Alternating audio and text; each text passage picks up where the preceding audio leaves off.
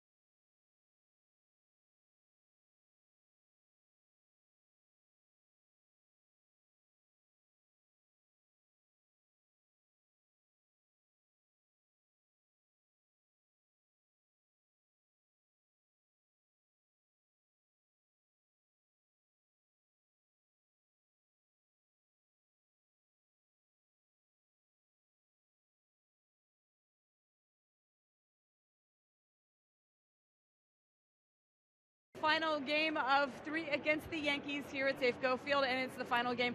We will see them here in the 2012 season. And oddly, we will also have to say goodbye to Ichiro. We will see him again in New York, but this will be the last games that he plays here at Safeco Field.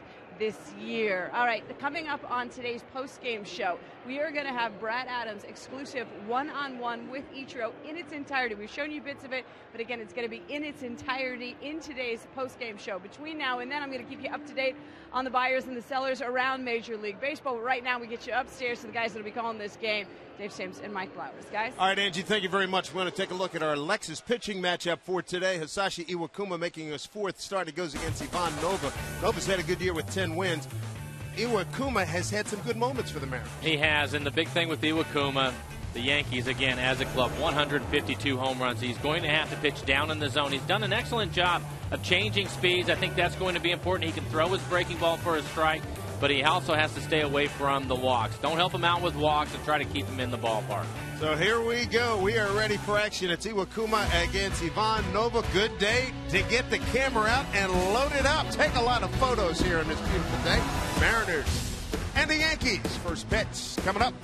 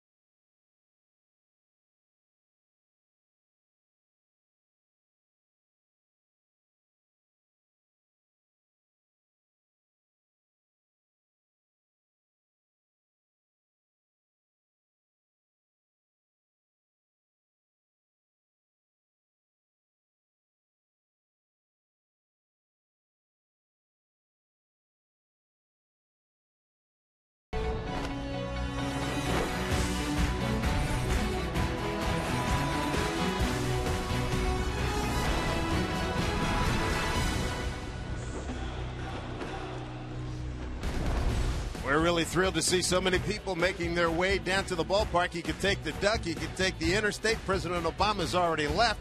So the roads are clear to come on down and enjoy a great day of baseball here at Safeco Field as the Mariners wrap up a 3-game series with the New York Yankees. This is the rubber match. Welcome to Safeco Field. Dave Sims, Mike Flowers with you. We're excited to be with you. And as we look at this gorgeous day, we take a look at the Yankee lineup that will face Hisashi Iwakuma. A couple of changes in the lineup for Joe Girardi. Ichiro will lead things off. He had hit 8th in the previous 2 games for the Yankees. Now leading off in this afternoon's tilt. Then is Jeter Cano having a great year with 22 home runs. Teixeira Granderson with a home run in last night's game. He will hit 5th. Ibanez, you can see what he's done at Safeco Field, a .284 average with 66 career home runs. The DH hitting 6th. And it's Chavez replacing Alex Rodriguez, who fortunately broke his hand last night, so Chavez is going to play a lot more here over the next couple of months. And it's Jones and Martin rounding out the 9 for the Yankees. Numbers for Iwakuma on the year. As Dave mentioned, he's been effective as a starter. The one number I'd like to see him work on today, 22 walks over the 46 and a third. That's a high number for him. He'll have to stay away from the walks in today's contest. Big ovation because Ichiro's leading off for the Yankees. His first leadoff opportunity. And these folks getting a chance to salute him. He tips his cap. Classy on his part, as well as the fans, to give him a standing ovation here on what will be his final game here at Safeco Field for this season. Very interesting week here with the Mariners. First pitch from Iwakuma is in there for a strike. Manny Gonzalez working home plate. Jerry Davis at first, Phil Cuzzy at second, and Greg Gibson. Ichiro is thrilled. He got a new shipment of Yankee uniforms, road uniforms. He had been wearing about close to an extra large. Now he's got more, or something that fits him, is the game uniform, the workout stuff. So he is thrilled when that arrived earlier today. So an opportunity. It's like a sad goodbye from that lady right there. 1-1 count. Bouncing ball. Ackley plays the hop nicely. One out. Take a look at the defense for the Mariners this afternoon. In the outfield, Casper Wells in left, Saunders in center. What a play he made last night, crashing into the wall. Figueroa out in right field. On the infield, Seager is at third. Kawasaki getting the start at shortstop. Brendan Ryan getting the day off. Ackley and Karp on the right side of the infield. And Jesus Montero, who had been DHing, will do the catching this afternoon.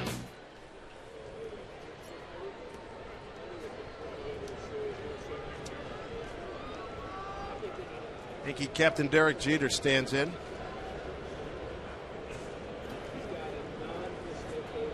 You look at the ages of these two starting units, it's amazing. The Yankees and their starting lineup, ages go 38, 38, 30, 32, 31, 40, 35, 35, 29.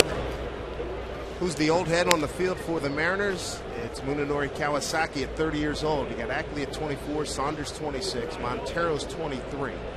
Jaso 29, Seager 24, Karp 26, Wells 28, Figueroa 25. Swing and a miss.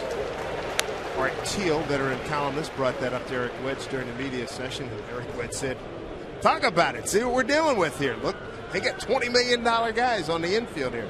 We're building, trying to make it happen. I heard Eric mention that. He said the same thing about last night. Brendan Ryan last night, the senior, on the field at 30 years old.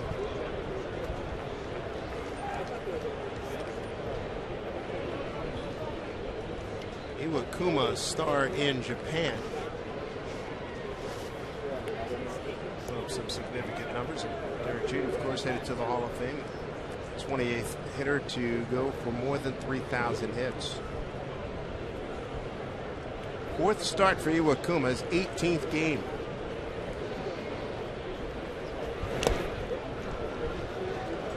Iwakuma 107 and 69, a 3.25 ERA. The Japan League. Kintetsu and Rakuten. Signed with the Mariners as a free agent back on January 5th. 2-2 here to Jeter. Almost inning. Jeter got hit last night by Felix Hernandez.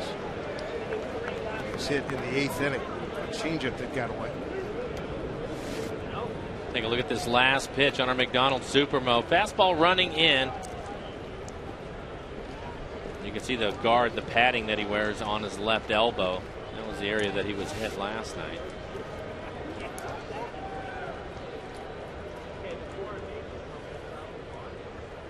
And a full count.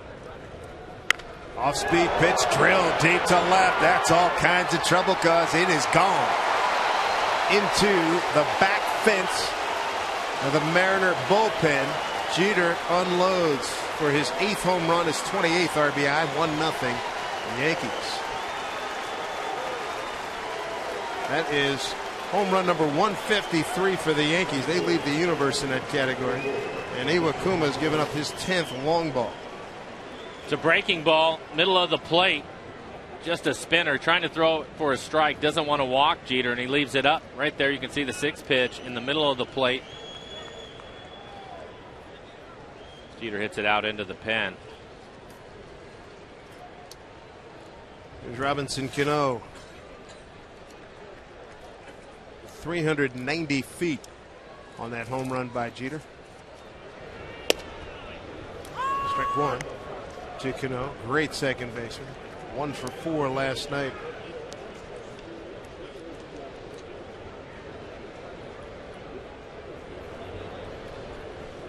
Jeter has had one whale of a career.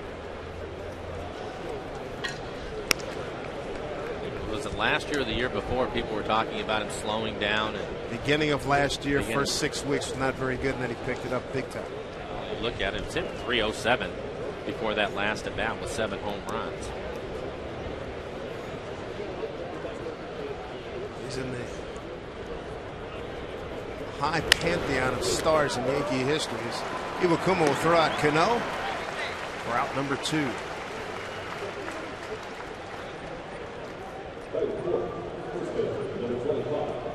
Bring up Mark Teixeira.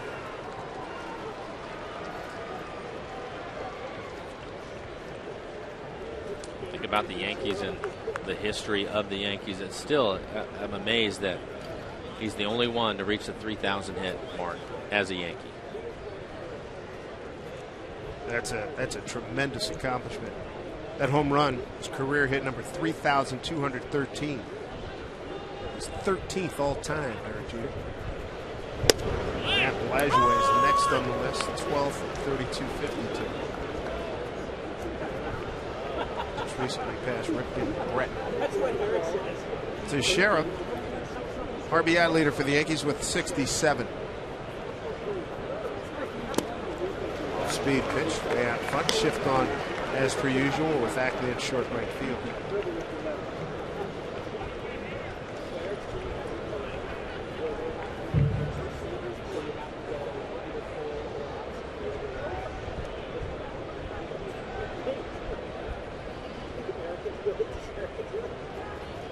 Oh, 2 pitch hit foul. Happy birthday to first base coach. There he is, Mick Keller from Shoreline High School. 65th birthday today.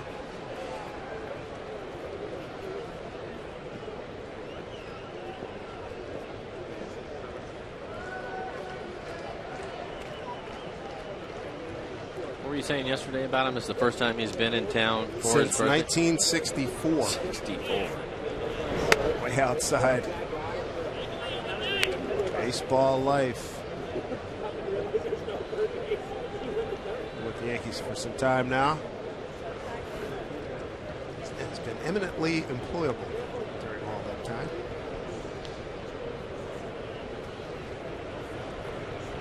One, two to Teixeira in tight near his hands.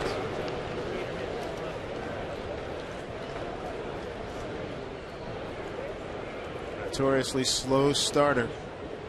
Now look at the ribbies in the month of July. Hitting 338 for the month of July. To right field, Peguero. Yes, he does. Big man covers out there, doesn't he? Carlos Peguero, nice job. Fine catch. Good jump on it.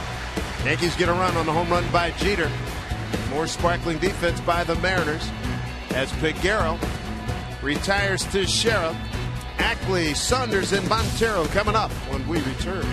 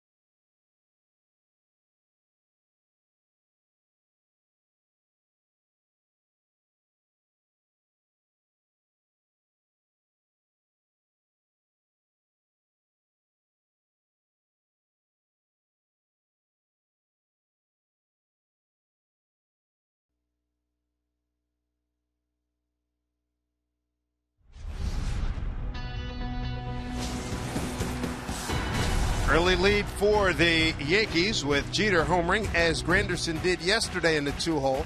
See if the Mariners can get a quick response. Here's the Mariner batting order. This afternoon's lineups brought to you by Chevron. Ackley leading things off, and it's Michael Saunders hitting second again. Hit second last night, had a couple of hits, including his 10th home run of the season. Montero, Jaso Seager hitting fifth. He had 2 hits, including an RBI, 2-out RBI for Kyle Seager again. Then it's Karp, Wells, Figueroa, Kawasaki getting a start. Brendan Ryan the day off. Kawasaki will hit 9th. To the third game, Ivan Nova's thrown against the Mariners. First pitch down low. Last time he started against the Mariners was September 14th last year. Got a no decision.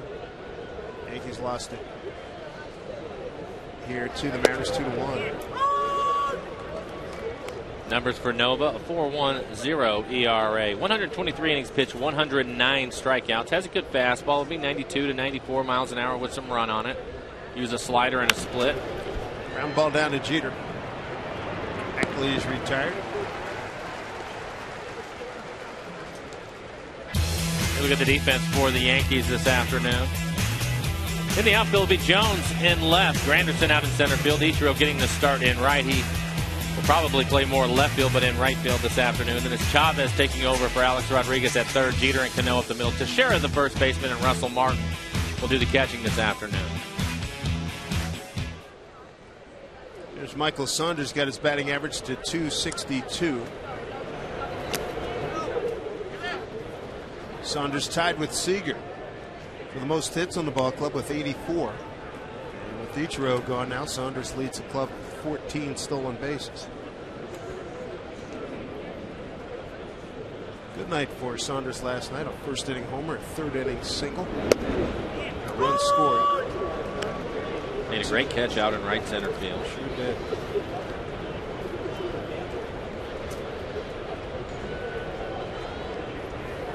Said in that catch, the sun was not a factor, but it will be a factor today for the left fielder and the center fielders. He loops one into left field for a base hit. First Mariner hit.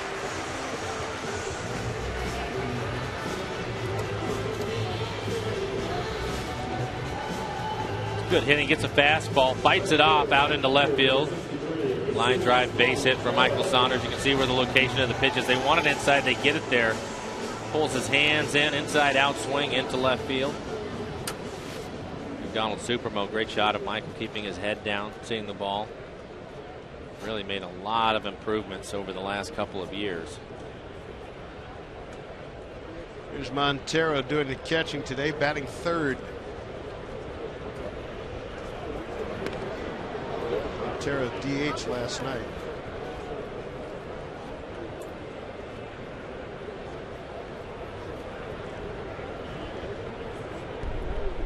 For 3 with a third inning RBI. Base hit to right last evening.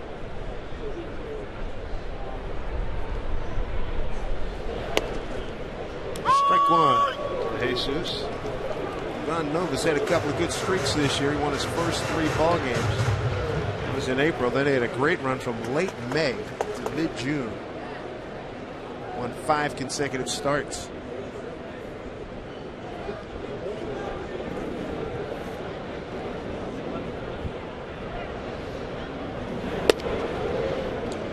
Side on Montero, 1-1.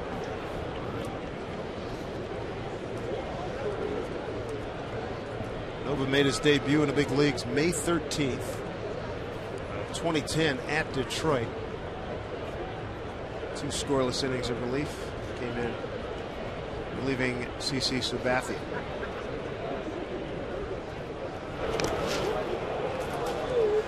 Sweeping breaking ball. Montero flails at 1-2. And that's what we've seen in this series against Montero. Yankees certainly familiar with him coming up through their organization in part of the trade this winter to get him over here. And we've seen fastballs just to show him inside, move him off the plate a little bit, but consistently throwing him the slider on the outside corner or even off the plate away, trying to get him to chase it.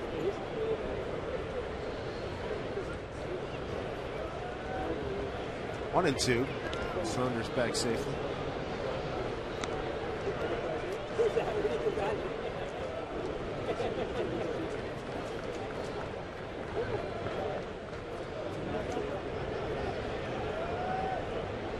turned in a strong year last year, 16-4 with a 3.70 ERA for the Yankees. Got a 1-2 here to Montero.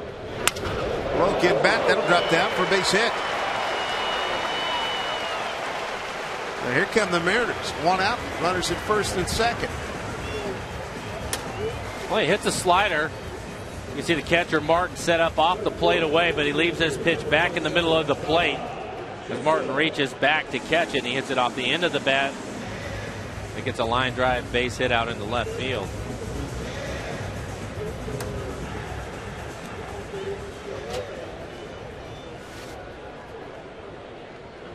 That was a mistake by Noah. They wanted to get that pitch off the plate away. He just missed his location, and Montero picks up a base hit. There's an opportunity for John Jaso, starting the day with a .288 batting average, best on the ball club.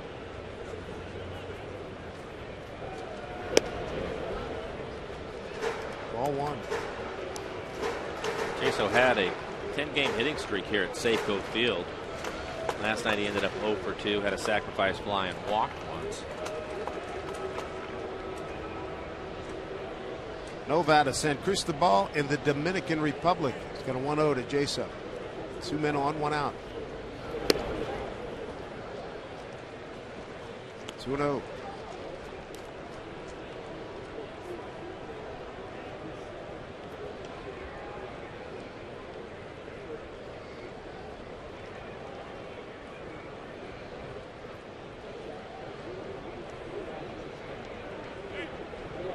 Pitch. He's worked a 3-0 count. Kyle Seager's on deck.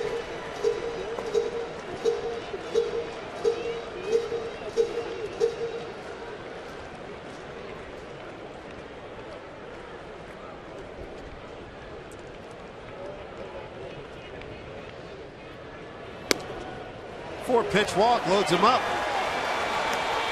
Mariners in business here. Kyle Seager coming to bat. Mariners having a good road trip.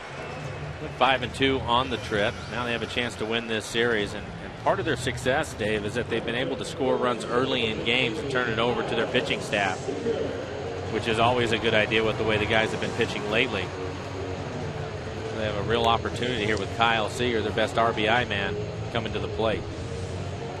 See what Kyle has done in his career with the bases loaded, a .463 average. Still looking for his first grand slam. Iggy outfield, playing straight away on Seager. Now Granderson to center field, a couple steps towards left field. Bases loaded, 1 out, 1-0 Yankees. Mariners trying to capitalize here. How about the little squibber he hit down the third baseline off the end of the bat that stayed fair and got him an RBI last night. It was a pitch that was in on him, and he looked like he almost tried to take his bat out of the way of it. It was going to jam him for sure. Kind of an excuse me check swing. Turned out to be a perfect bunt down the third baseline. 2 for 4 night with an RBI. Seager 6 for 9. Bases loaded, career pitch. 0-2. Best fastball we've seen from Nova at 95 miles an hour. Take a look at it. Pitch in the middle of the plate, but a little bit extra velocity on it as Kyle swings through it.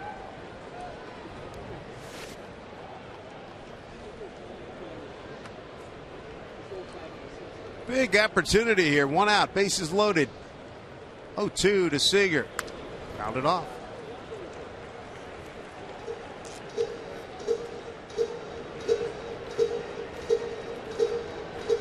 Mariners come in to today's game 13th in batting, 13th in runs, 12th in hits, 13th in homers, 10th in doubles, 6th in ERA, and number 1 in defense. That's it. Number 1 in defense. All of baseball. Seager's got an 0-2 pitch coming. Just got out of the way. I don't know how he did it. The other thing the Mariners have done is they've made the starters work in the first, second inning. Next pitch for Nova will be 20 here in the first. And that's with just 1 out. Saunders at third. You got Montero at second, Jaso at first. There's Kyle Seager and a 1-2 count.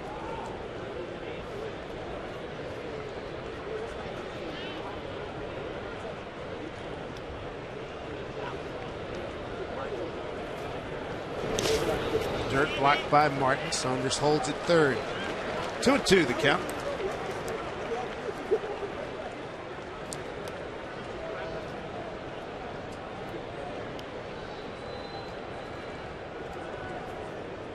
Martin pinch hit last night, struck out looking to in the ball game.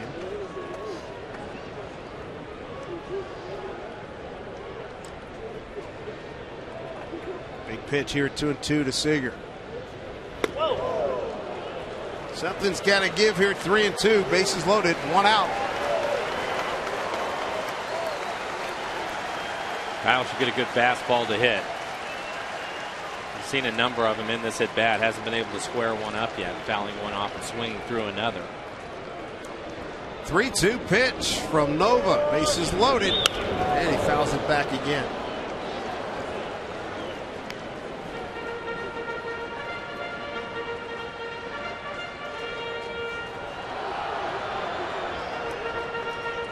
Opportunity against a high-scoring team. Boy, you have got to cash in.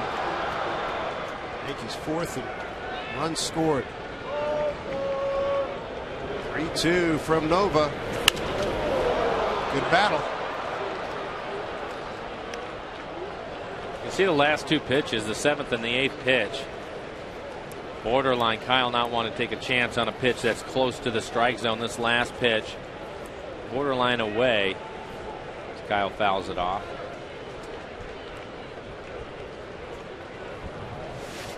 We'll do it again. Good crowd on hand here at Safeco Field. Got a 3-2 pitch. Fouls off another one. 10th pitch of the at bat coming up. Drama building. Don't always have to win it in the 9th inning. Put away a game and set yourself up real well in the first. Super Mo catches everybody's eyes like they stay perpetually closed.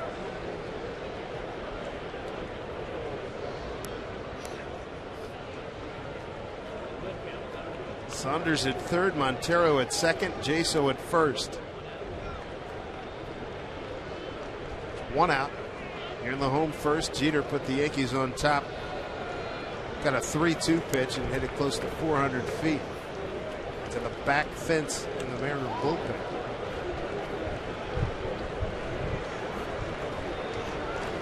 Here we go, 3-2. Down low, walked him in, an RBI for Seager. Tie ball game at 1-1. Seager's 60th RBI. Back-to-back walks for the Mariners. Jaso walked and now Seager. Kyle put up a battle in that at bat. He earned that walk. 10 pitches to finally get down to first base. Had a number of fastballs to hit, but wasn't able to square him up. But with that walk, he'll tie up the ball game 1-1. Pitching coach Larry Rothschild out there quickly to talk to his big right-hander, 25-year-old Ivan Nova.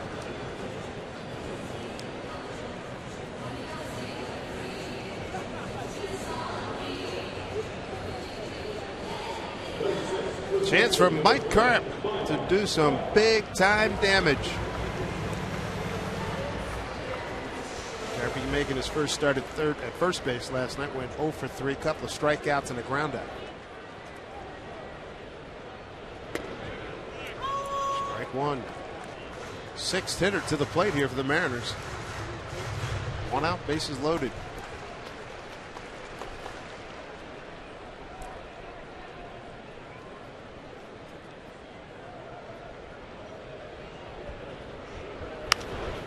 Fist fouled away.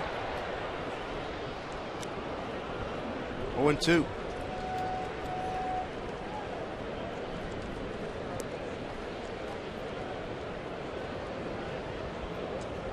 They're loaded up with Mariners. Mike Carp, the August Rookie of the Month last year, looks at a pitch outside.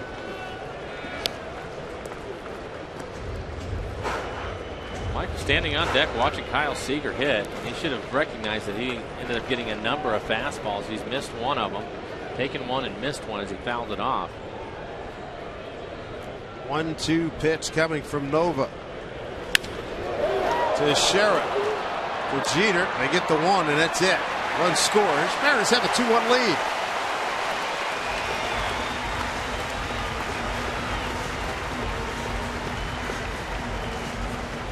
That'll be an RBI for Carp.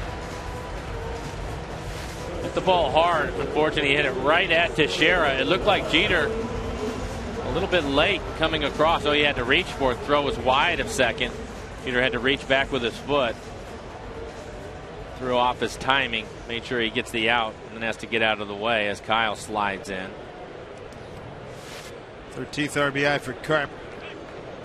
Runners at the corners now for Casper Wells. Wells batted 6th yesterday, 7th today.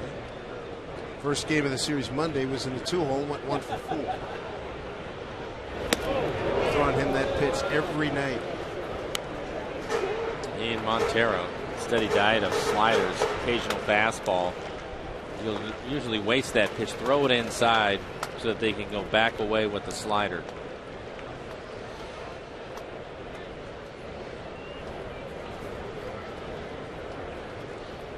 A 1 count. Breaking ball. Jeter to the hole. Short way to Cano, and that'll do it. Mariners pick up 2 runs on 2 hits, leave a couple. A 2-1 ball game. Mariners on top.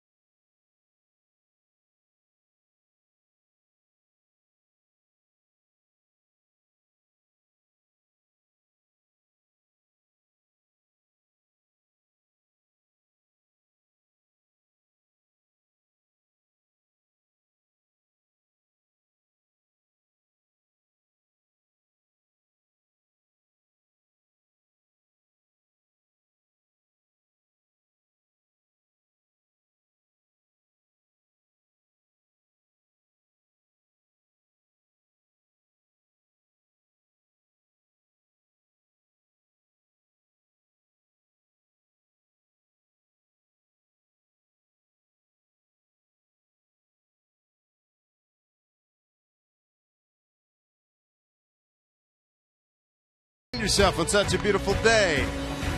Interesting modes of transportation out on Lake Union. 2-1 Mariners as we go to the second inning. This Saturday, Mariners legends Randy Johnson and Dan Wilson, they're going to be inducted into the Mariners Hall of Fame. So come out and commemorate the occasion. We're giving away a dual bobblehead with the 2 battery mates to the first 20,000 fans. It's thanks to Root Sports. Get here early, get your collectible. Join us for the special pregame induction ceremony at 12:30. Get your tickets, Mariners Hall of Fame Day. Go to mariners.com. It'll be Granderson, Ibanez, and Chavez here in the top of the second on this spectacular Seattle day. Yankees on the board on a Derek Jeter home run. Mariners counter with a Kyle Seager bases loaded walk and a fielder's choice RBI by Mike Carp.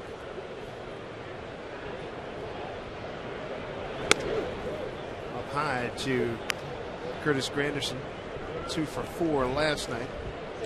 First game of the series. Went 0 for 4. Hit a home run in the first inning. And this one into right field for a base hit. Yankee lineup a little bit different. Broken hand. Alex Rodriguez is getting a splint today. He'll be traveling back with the ball club after the game today. Granderson likes to pull the ball. Dave mentioned with his home run last night off of Felix. That was in the first inning. Iwakuma missing with a breaking ball, comes back with the fastball, and he hits it hard into right field. Granderson can run, so Iwakuma will have to keep him close, give Montero a chance to throw him out. Granderson been successful 7 out of 10 times in base stealing. Here's Raul Ibanez, 0 for 4 last evening. He got undressed by Lucas Litke up and in, and at bat in the 9th inning. Check that in the 8th inning. There's Lucas right in the middle of that trio. Oliver Perez on the left. I don't think there was any question that Lucas wanted to go inside off the plate. His out pitch is his slider. So he was just trying to create some room for him to throw that pitch, and I think it went up and in a little bit further than he wanted to. It turned out to be an effective pitch because after that it was the slider that ended up striking Ibanez out.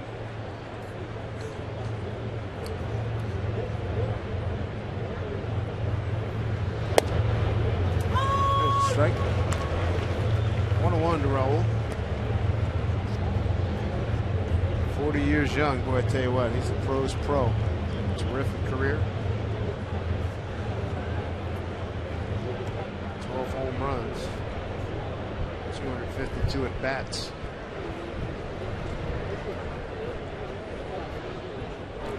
Granderson runs. Montero's throw closer than I thought it was going to be. He had to reach behind and then to backhand the pitch and then throw from his knees. Showed a strong arm throwing from his knees. Made the play close. Kawasaki takes the throw down at second. The ball up the line. If that had been on the bag, might have had a better chance to get him, but Granderson will make it into second for a stolen base, his 8th stolen base of the year. You were talking about Raul. I think one of the things you forget about sometimes, because Raul comes into the game hitting .238, as you mentioned, with 12 home runs, but he was one of their more clutch hitters for the first couple of months when their lineup was struggling. Carried the load. Carp will take it. Runner to third. 1 out. Another look at Montero. You can see how far back he had to reach. He wanted that pitch on the outside corner. Iwakuma pulls across it. By the time he gathers it, the ball is almost behind him. Makes a strong throw down to second from his knees.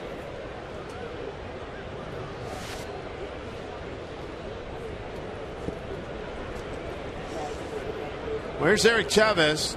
He's had a fine career, but he has been hurt so often. And Yankee people tell me that they're concerned he has not been able to go more than a couple of days at a time at third base. So the trading deadline upon us. What's today? Today's the 25th, so we get 6 more days. Don't be surprised if the Yankees try to make a move for a veteran third baseman, from what people tell me. Chavez has done a good job, though, in his limited time. You mentioned limited. 156 at bats for Chavez this year, hitting .269 with 8 home runs.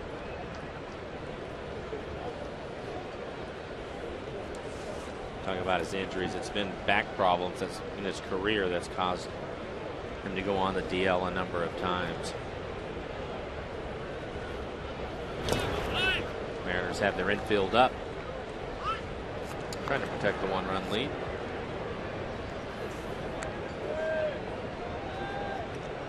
Chavez with 240 career home runs. Second behind Aubrey Huff, who has 242, among most current big leaguers who have never been selected as an All-Star. He's got some gold gloves, but never made it to the All-Star. Good years in Oakland.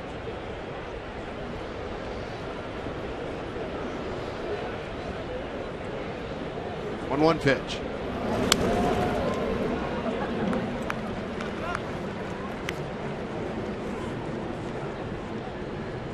And Eric, throughout his career, he's like the ball middle away, and he can drive the baseball to the opposite field. He's playing regularly and healthy. A lot of home runs out to left center.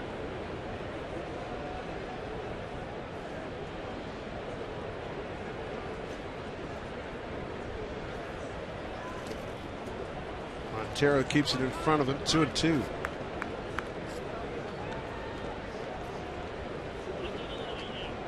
Iwakuma as a starter has a record of 0-1 with a 5.06 ERA. Overall 1-2. He's got 2 saves. Last victory was against the Giants back on June 16th. 4th consecutive start.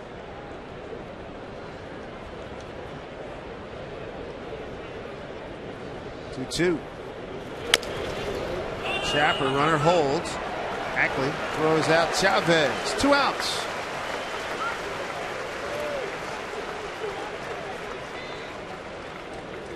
Bring up Andrew Jones.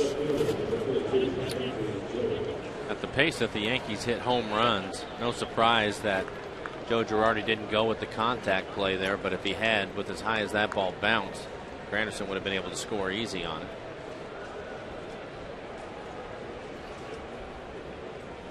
There's Andrew Jones, his numbers. 35 years old. There's Joe Girardi. Manager of the Year, Florida a few years ago, that came over here to the Yankees.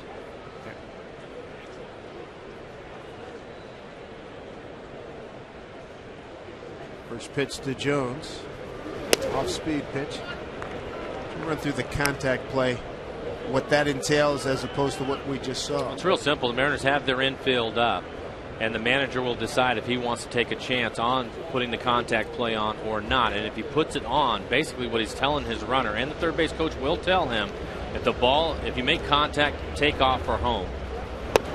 Sometimes they like to wait and see if the ball goes through the infield, because obviously with the infield up, they won't have the kind of range that they normally would. So you can see a lot of base hits get through the infield, so they'll wait. But they just don't want to take a chance because they have a veteran like Andrew Jones on deck. But if they tell him contact, as soon as the ball is put in play, they take off running. And that's why I said if they had it on the way that ball had bounced off of the plate, off the bat of Chavez, Granderson with his speed would have been able to score easy, but Joe Girardi didn't want to take a chance. There's a strike to Jones, 2-1. Jones with 383 career home runs. You will almost always have it on if you have second and third in that situation, because you feel that if they make a play at home, the runner at second will move up to third right behind the other runner, and of course the runner that hit the ball, he will be safe, so you're not losing much. So most of the time they'll take that chance, but with the runner at third and nobody else on, typically they won't. Foul ball. That number I gave you, 383, that was 371 is the National League home runs for Jones. You just saw his 432 career. But I think the Mariners probably a little more aggressive with that play, just because of their struggles, and they're a young club, and Eric Wedge trying to push the issue a little bit more than most managers. The Yankees, again, a veteran team. Joe Girardi happy to let his guys hit, try to drive the runner in with 2 outs. Girardi and Wedge teammates on the expansion Colorado Rockies. 93.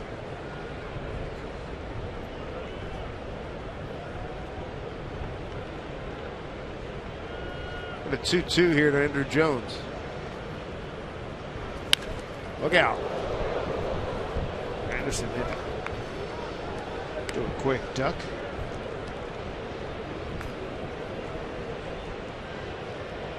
.34 pitches for Iwakuma, 21 of them for strikes. And then Yoster's day. Iwakuma pitching to Andrew Jones with Granderson at third. Jones in his second year with the Yankees, part-time player last year, 77 games. He had 13 homers and drove in 33 runs.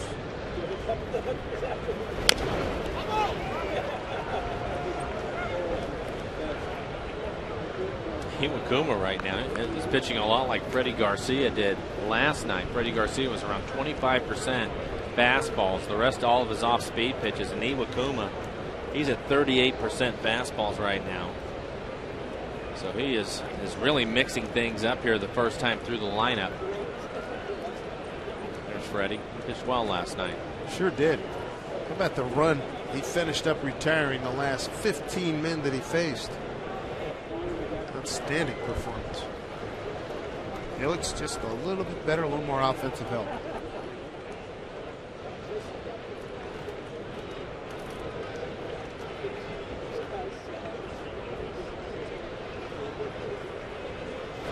Two to Jones. He swings and misses. Iwakuma strands Granderson at third. And we go to the home second. Mariners still lead 2-1.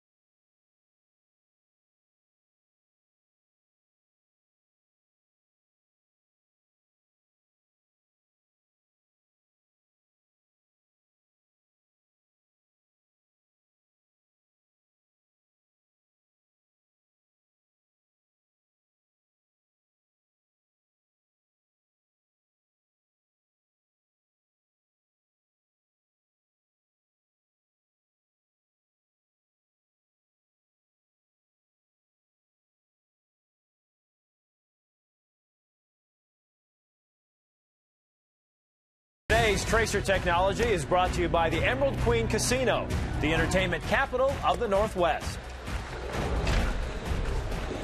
Mariners trying to get this series against the Yankees. They lead 2-1 as we are about to play the bottom of the second.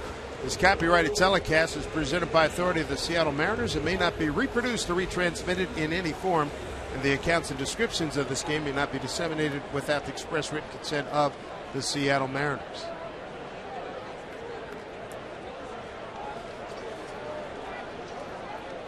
Carlos Peguero is going to lead it off, the right fielder, batting in the 8-hole, followed by Kawasaki and Ackley.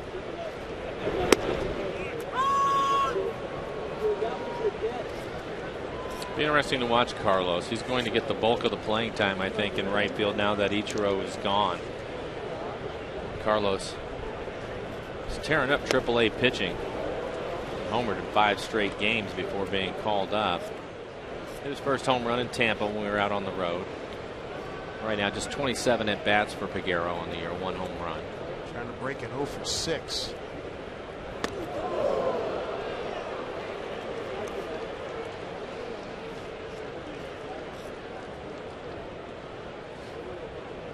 His first big league home run last May 13th at Cleveland against Fausto Carmona. 1-2 pitch. High fly ball, backs up Granderson a little bit.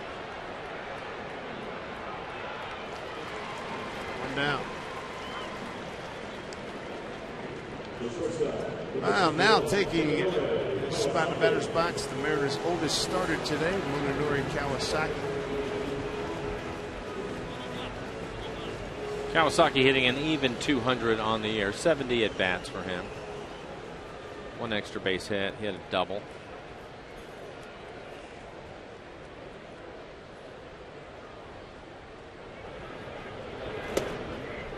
Strike 1 to Kawasaki. We talked about it before, but players that don't get the opportunity to play on a regular basis, how do they go about their business staying prepared? I don't think anybody stays more prepared than Kawasaki does.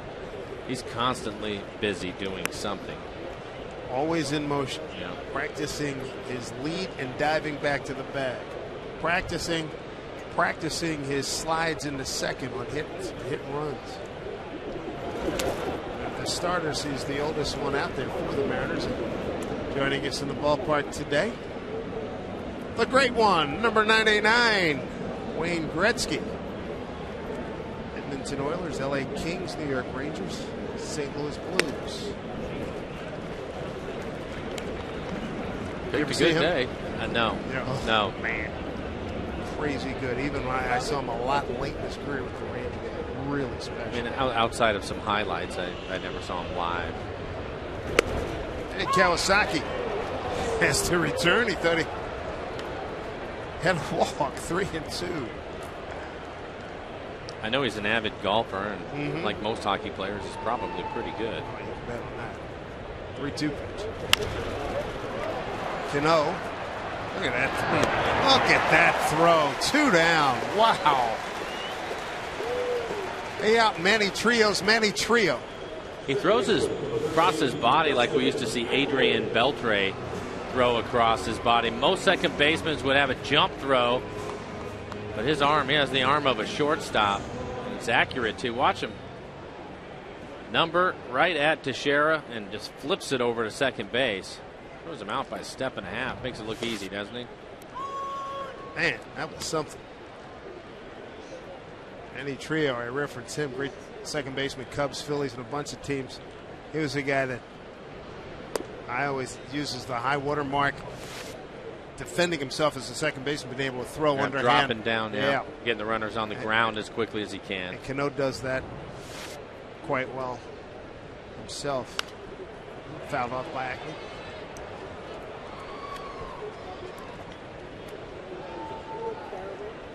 Even last night, a couple of the pop-ups down the right field line out towards right and the way that he goes back and catches it, I don't think there's any panic in him at all. Ackley to center field. Granderson had a good read on it. And the Mariners go quietly 1-2-3 in the second, but they lead 2-1.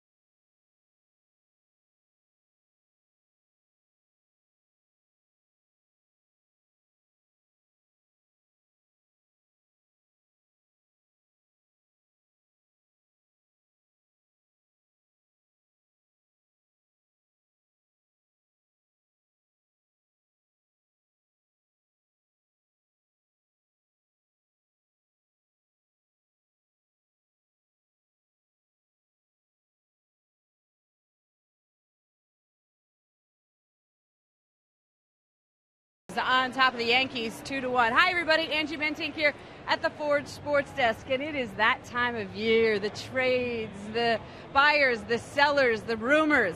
I love it all. Here are some of the highlights over the last 24 hours. The Dodgers stand a half game back of the NL's second wild card spot, and they added a shortstop. Hanley Ramirez in a trade with the Marlins today. The current NL wild card leading Pirates bolstered their staff by adding lefty Wandy Rodriguez from the Astros and Phillies lefty Cole Hamels. How about that deal, guys? $144 million. Ouch. Crazy week ahead. All right, Angie, thank you. Cole Hamels really likes Philly, and the Phillies had to have him, and they finally, better late than never, they got to the table. They weren't. I was talking to a couple of people. Kevin Kernan, the New York Post. We covered stories for years. He coached Cole Hamels in Little League. Really? Yeah, when Kevin was living in San Diego for a stretch. The Phillies finally came around. How old is Cole Hamels? I'd have to look it up, but I would imagine no more than 26. There's Cole Hamels. 6 years. That's a long contract. Those always make me a little bit nervous. What's that? 6-year contract. Yeah. There's a walk to Martin. Cole Hamels, 29. Good pitch. Top of the order, here's Ichiro for the second time. Curious to see how it works out for the Dodgers getting Ramirez. Obviously a talented player. Change of scenery. I think that's going to factor in. I know there have been some attitudinal problems on what you're reading here. Yeah, there had been, and I thought that Ozzie would be able to take care of a lot of that going to Miami this year, but apparently that wasn't the case. Ichiro rounded out the second. Start the ball game off.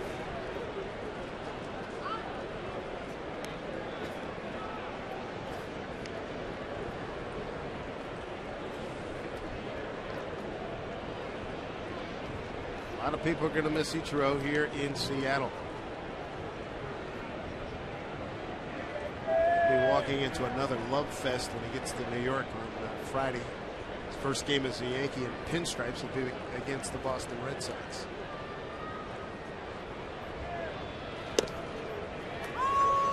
One. There's no doubt that Ichiro is aware of what that rivalry is about. Pays attention to the rest of the league, what's going on. So he's certainly aware of that. I think the other thing that's interesting too, here he is in this day game on a Wednesday in Seattle. Ichiro going to be 39 years old. We really don't know what the future is going to bring him. Could be the last time you see him. Outside, 2-1. Mariner fans will get a chance to see Ichiro next Friday. Mariners will be in a Big Apple Friday, Saturday, Sunday. Open up a road trip. Have to take them to Baltimore and Anaheim.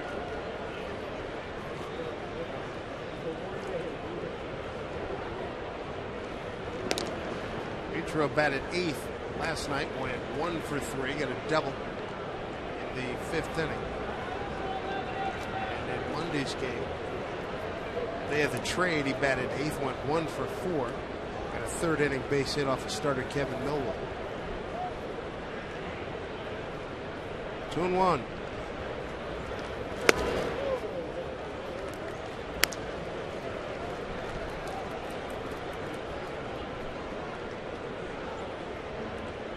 Derek Jeter on deck.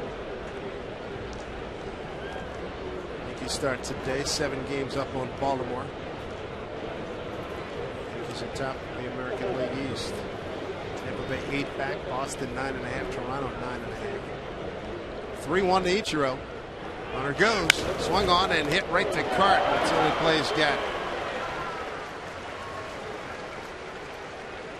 1 out. And Martin down to second. Let's take a look at the Mariners calendar, brought to you by Sleep Country USA. Kansas City comes to town. We'll play them for the next 4 days. Mariners took 3 out of 4 last week in KC. And then the Toronto Blue Jays come to town for 3 games.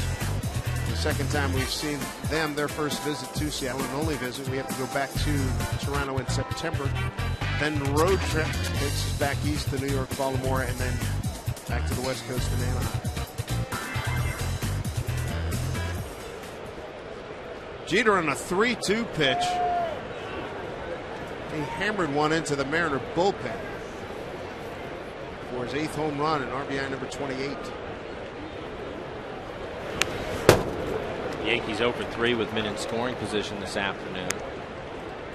Saunders shading Jeter out towards right center. This is hanging breaking ball in a 3-2 count that he hits into the bullpen. Typically he will hit the ball the other way, and that's why Saunders shading him out towards right center field. And Jeter having a good year, hitting .309 now with 8 home runs.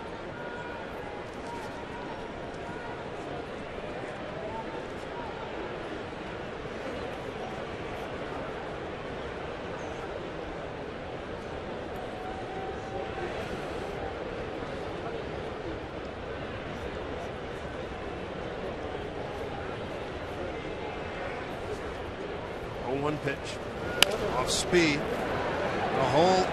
Kawasaki. He did not get him. Jeter beat it out. Valiant effort. Runner at second held. Russell Martin to the Yankees with 1 out, have 2 on. Kawasaki playing up the middle, had to come back and backhand this ball. Can't get much on the throw as it bounces to first. Another look at it. Jeter jumps in the air towards the bag. Hard to tell from that angle. Here's a better one. Oof. Jerry Davis, first base umpire and crew chief. Well, now you get into the thunder of the lineup for the Yankees. Cano, 22 home runs. Teixeira on deck with 19, and then Granderson with 27. Big spot here for Iwakuma. Mariners have turned their share of double plays lately. They could use one now.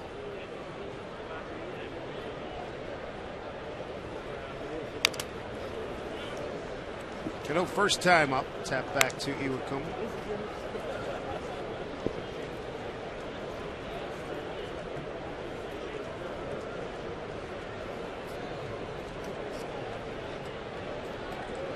Two for 8 on the series.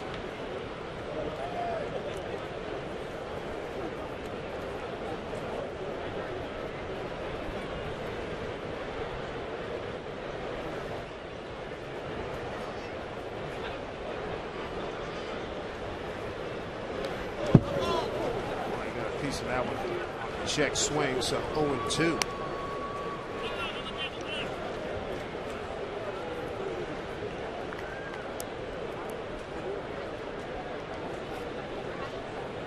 Robinson Cano battling Hisashi Iwakuma.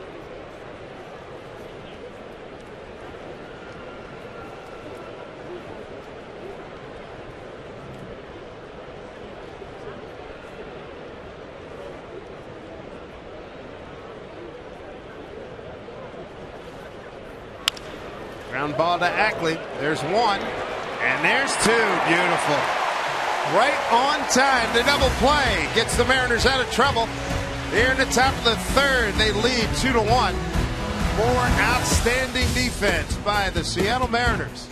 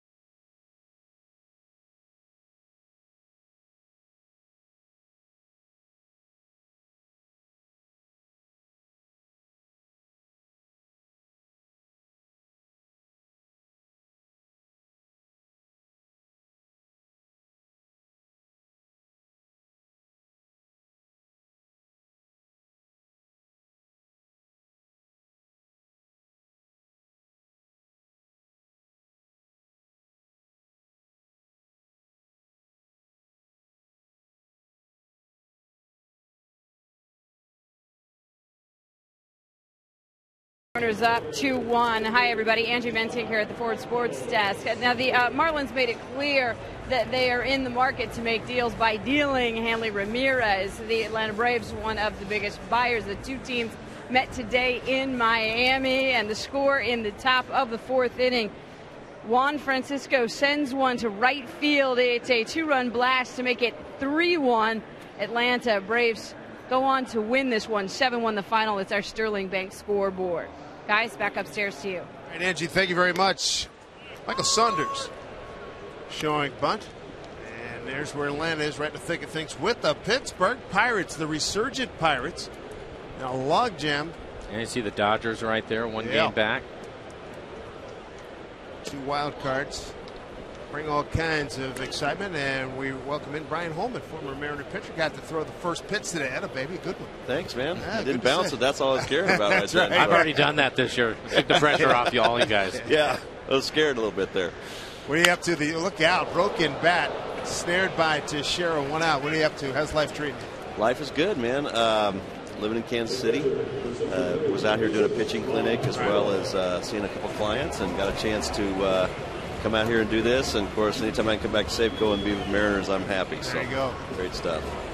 Absolutely. Now, you guys were teammates in the Montreal organization? Well, he was always a level ahead of me, but I've known him, for a long time. We go way back. Didn't you hit a guy in the head with a golf ball one time in West Palm? That's right.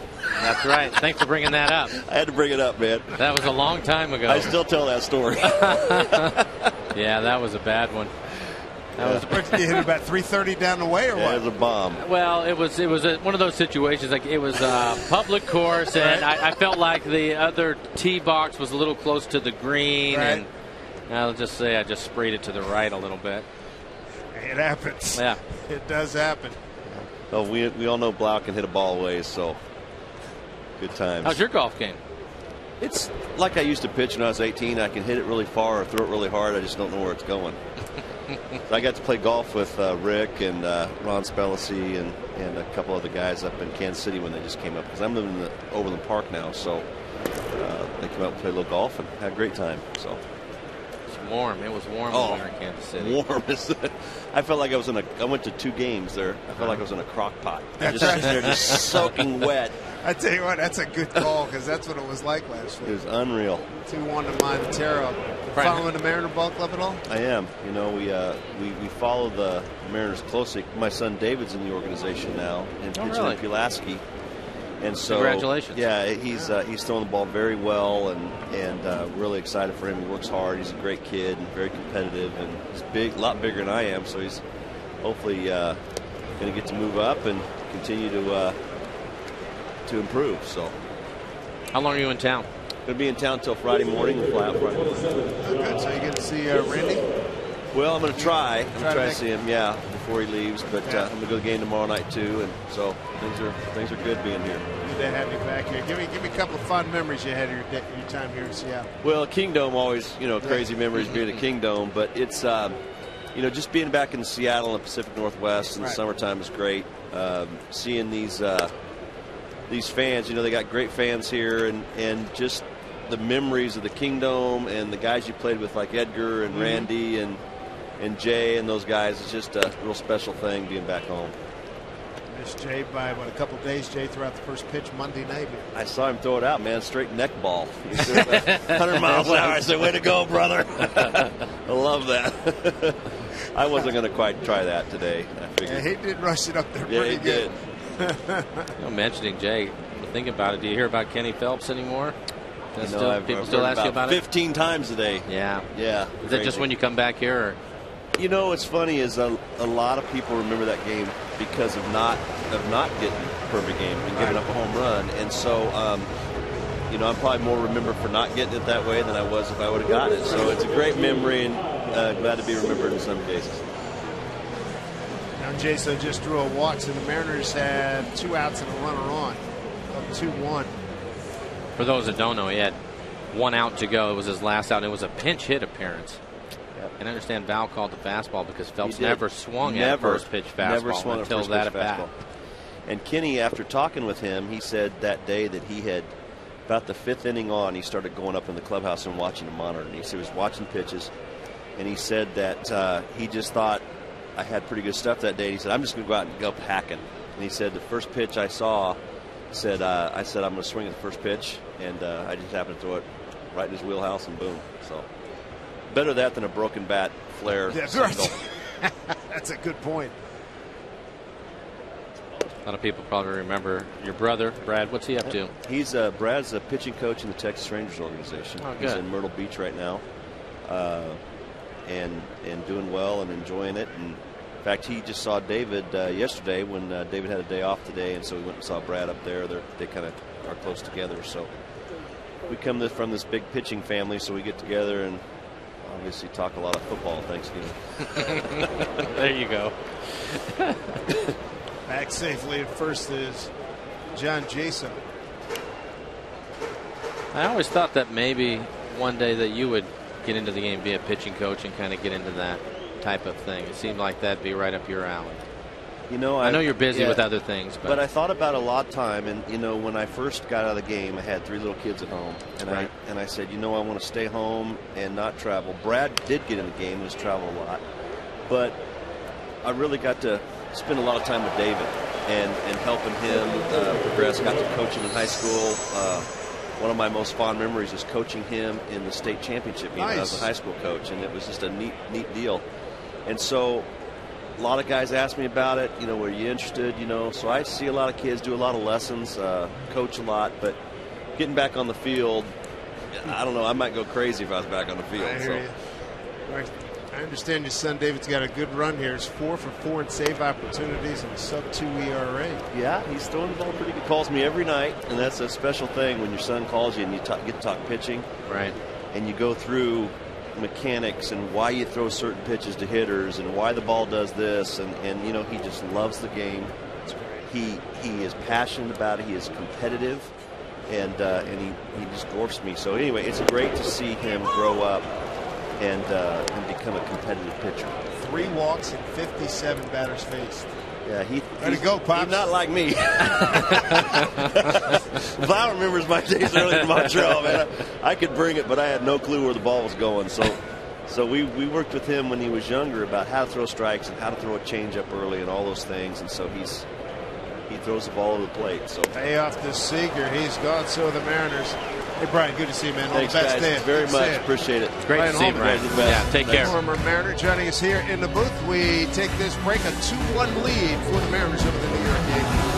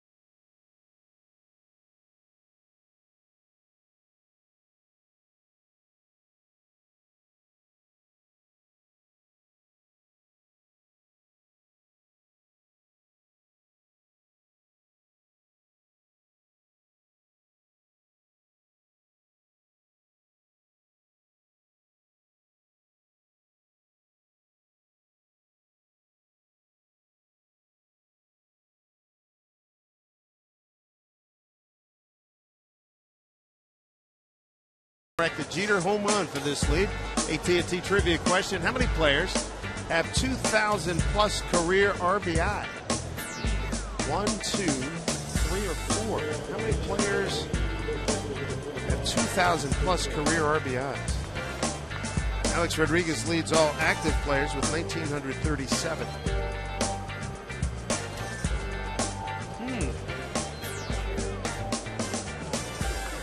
All right, let me I'll go with D4. Don't know. Really? Yeah, don't know. I'm trying to come up with 4 that I would even think he would have that many. Shot in the dark. I'll go with 2. Swing and a miss by Teixeira, 1-1. Iwakuma gave up the home run to Jeter. Last couple of innings, he's had runners in scoring position, but has been able to pitch around that, including a double play in last inning, getting Cano to hit into a double play. It's huge. And the other thing, I thought one of the keys was for him to try to keep the Yankees from hitting the ball in the air. And so far, just one fly ball out, and that was a fly ball to right off the bat of Teixeira, who's hitting now. Keeping the ball on the ground is always a good idea when you're playing the Yankees.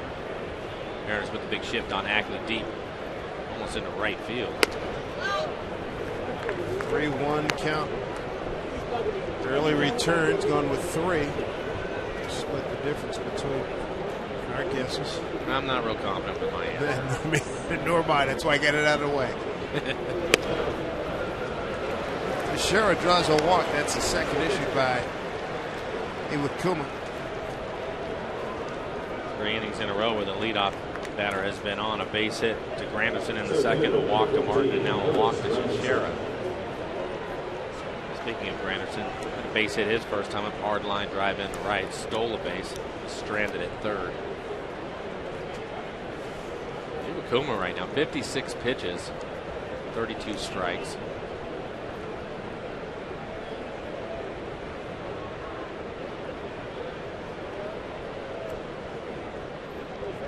Teixeira, not a fast runner. First pitch to Granderson. In there for strike.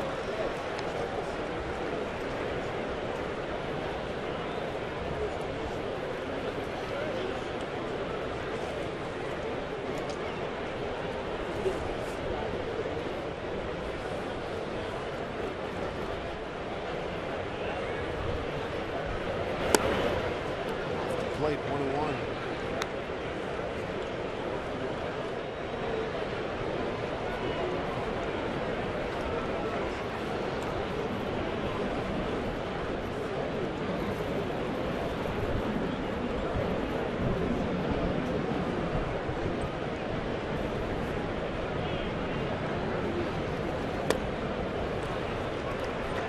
He's starting to throw a few more fastballs. So the first couple of innings, about 35% with his fastball. Right now he's at 50. Trying to mix his fastball in a little bit more.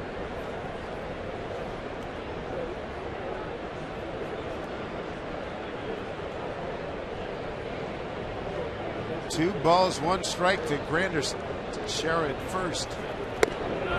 Off speed pitch, 75 miles an hour, 2-2.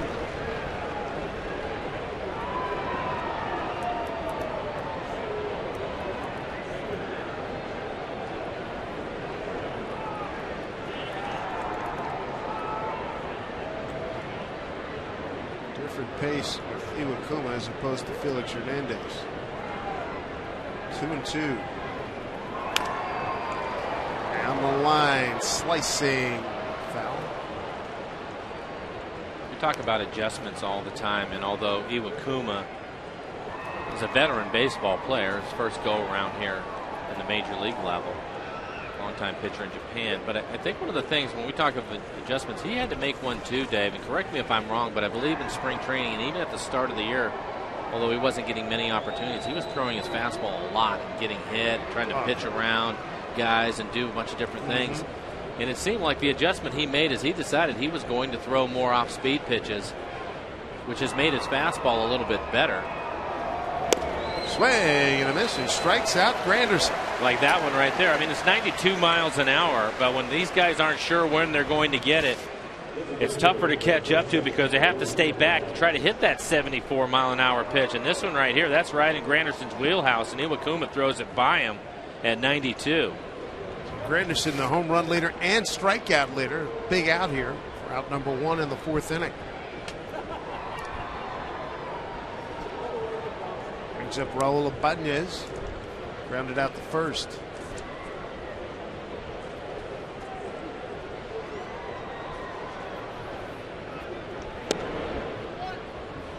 I remember that back in spring training. And he was giving us some shots. He was elevating that fastball. And throwing a lot of them. And he found out quickly that these guys can all catch up to the fastball. You have to mix it up on him. And when he made that adjustment, he started to pitch more out of the pen. Eric started letting him pitching 2-3 innings.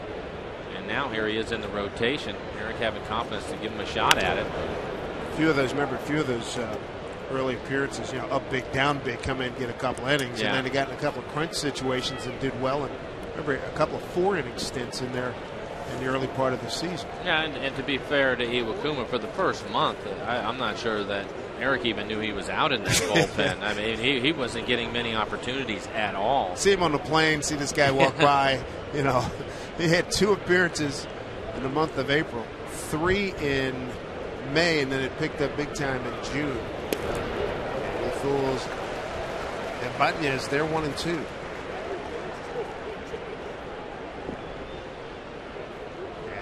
April 20th, 4 innings against the White Sox.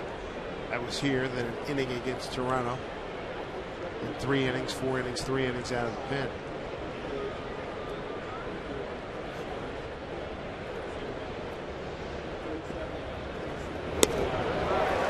Bañez swings and misses. Back-to-back strikeouts, total of 3 for the ballgame for Iwakuma. 2 outs here in the 4th. This is an off-speed pitch. See the bottom fall out of it? Looks like a split. Roll swings over the top of it. Looks like a fastball to roll in the strike zone. You can see that pitch down out of the zone.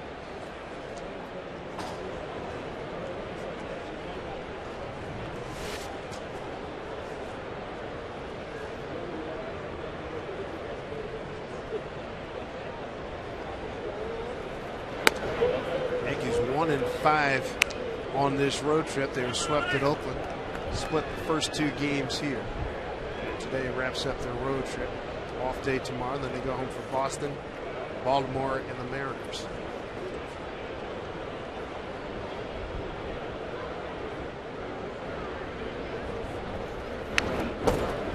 Full Chavez on that pitch, 1-1.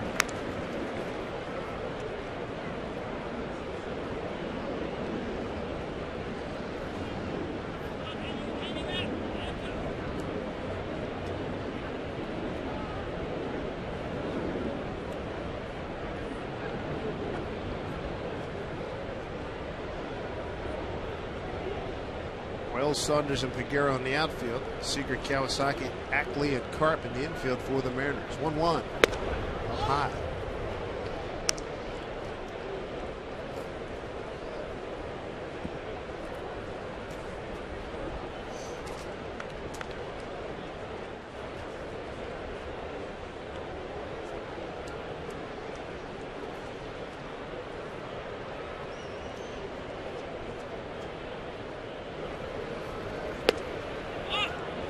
One.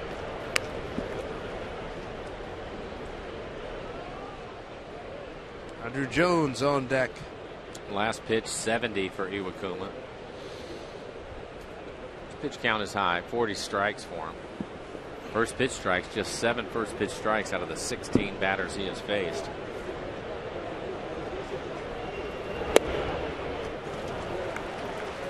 So 2 walks, 2 strikeouts here in the 4th. Yankees have 2 men aboard.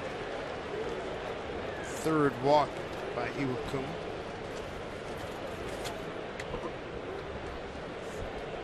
Regals showdown taking center stage, Safeco Field on Sunday. King Felix and the Mariners square off against the Kansas City Royals. It's a 1:10 start time, and for $30 you'll sit in the King's Court. You'll get a free t-shirt and a K-card, so cheer on the Mariners ace. He'll be jousting with the Royals when you get your tickets to the King's Court at mariners.com/Felix. Along with trying to keep the ball out of the air, the other key was not to walk the Yankees. As you mentioned, 3rd walk here in the last 2 innings. Walked the leadoff hitter last inning, walked the leadoff hitter in this inning. Then another walk to put him in scoring position.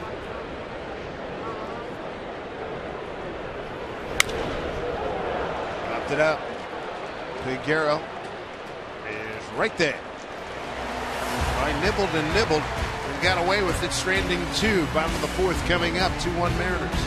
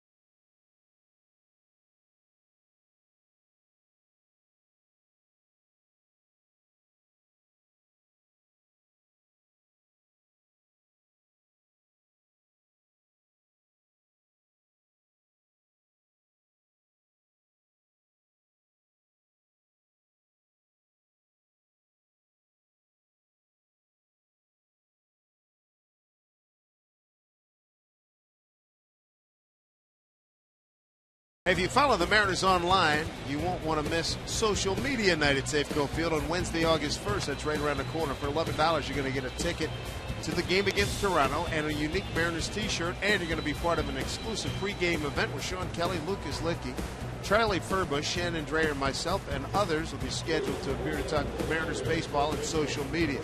Pick up your tickets at mariners.com/social media. A great one, number 99, Wayne Gretzky. Wife Janet Jones is an accomplished actress, and his daughter's doing a lot of modeling. He had one of his sons was playing football with Will Smith's kid, and one of the Montana Sons in Southern California a couple of years ago. Very successful football team in high school.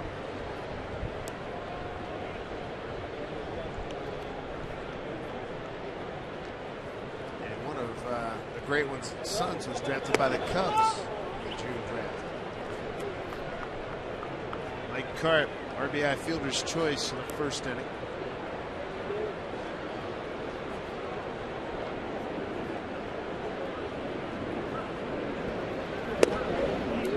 That's a strike to Mike, 2-1. And Skyline High School played that team that you're talking about. With those guys, all those sons on that team. Lieutenant Gretzky and Smith. Yeah.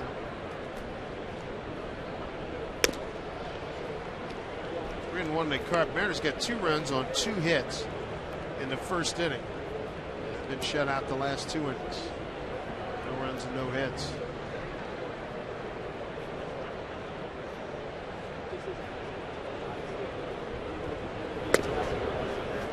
Carp takes the walk.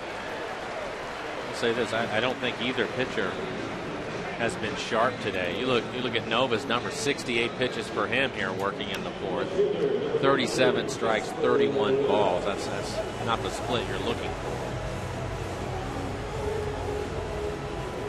Casper Wells reached on a fielder's choice. There you go. Those are the numbers.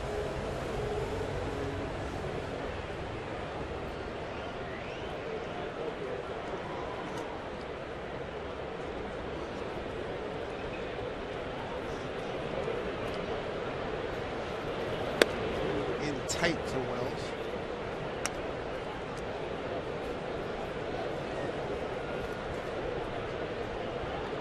Just 1 for 9 in the series. Are you surprised at all that Eric hasn't put Casper in right field and Figueroa in left? That's what I'd anticipated, but we'll see. But yeah, that's what I thought was going to be. That's his favorite position, right field. He loves throwing guys out at third, throwing to home. Figueroa, as you mentioned, good arm. Big guy, covers ground. Wells is terrific going into the left field corner. So yes, he right is. Now, that's a nice setup with Saunders in center field.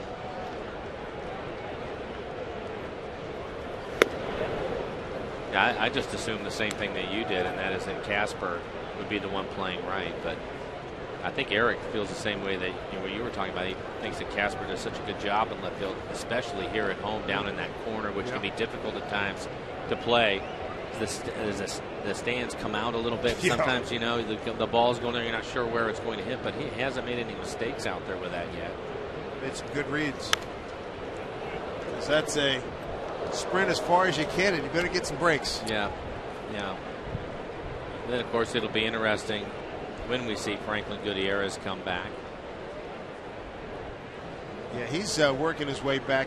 The headaches have been on and off, and they're working to get him back in some activity today and tomorrow. Right. Sounds like he got the clearance to do that, to start some baseball activities. And, of course, he'll have to go out on another rehab assignment once they feel he's ready for it. It'll be a while before we see Franklin.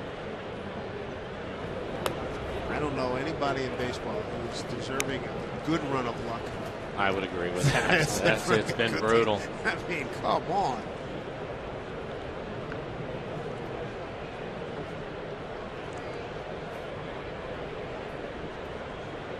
Two and two to Wells, Figueroa on deck. Nobody out, Carpet first. Just trying to think.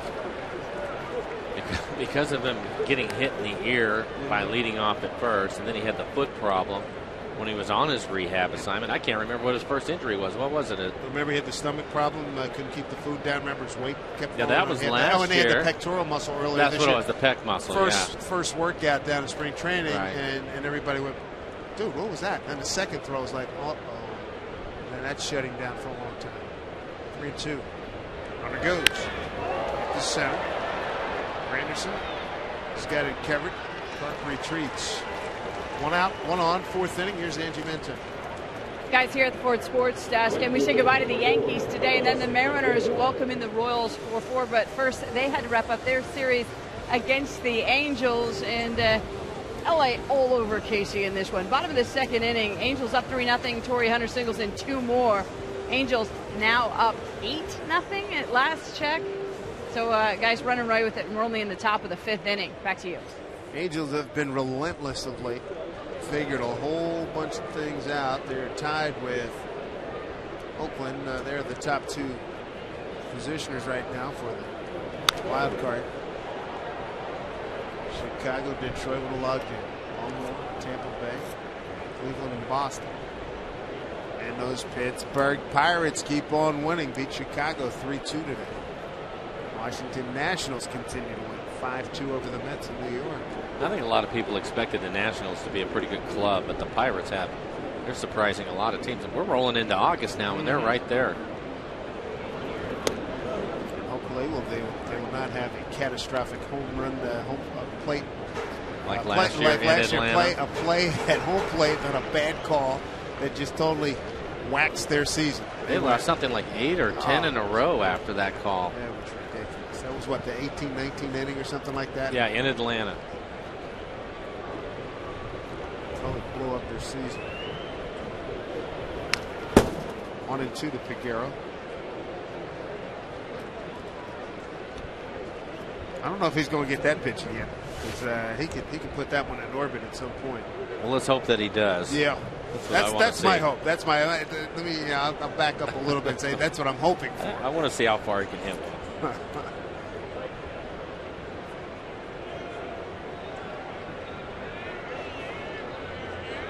1-2 pitch. Let's throw it. And they're 2 down for Nova. That's his 3rd strikeout. All the pitches, top of the strike zone. I think that's what Carlos is going to have to figure out, how to lay off the pitches up. You can see him drop down as he starts his swing. Definitely a low ball hitter, which is typical of most lefties, especially power hitting lefties. So he's got to get his sights down and lay off of that pitch. All 4 pitches in that area. There's Kawasaki with 2 outs, runner at first. Carp got there, leadoff walk. Chavez in at 3rd on the grass. Strike 1 with Kawasaki.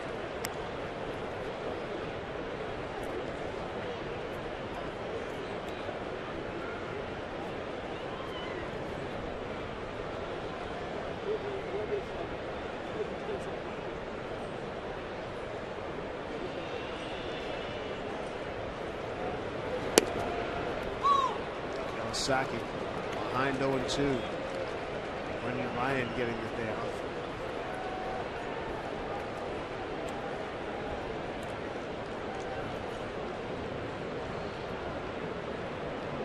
Russell Martin looking over Tony Pena for the pitch they want.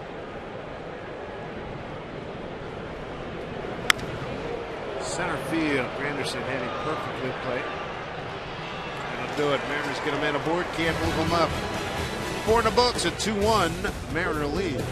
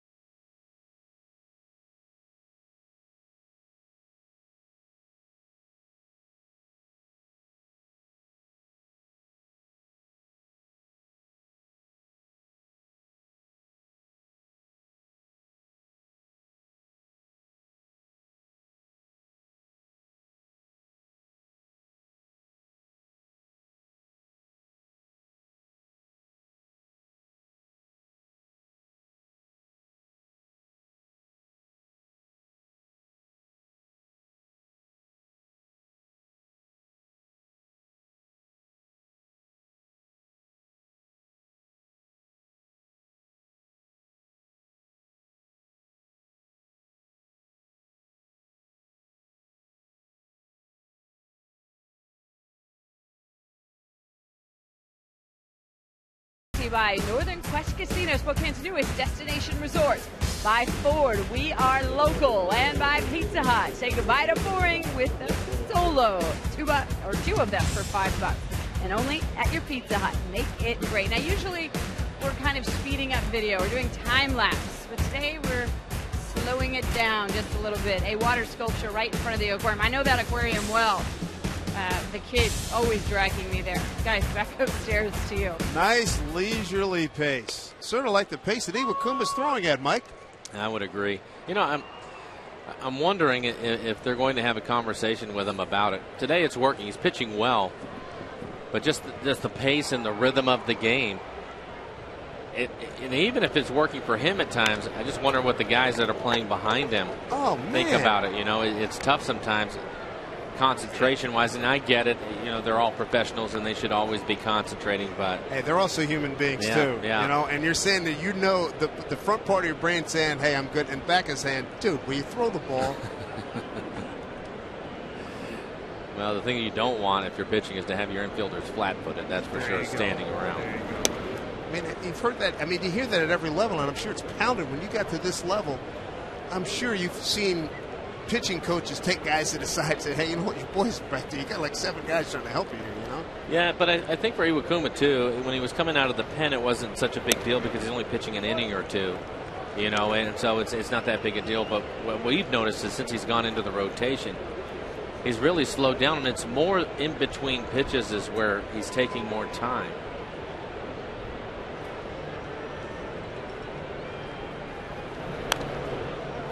This way.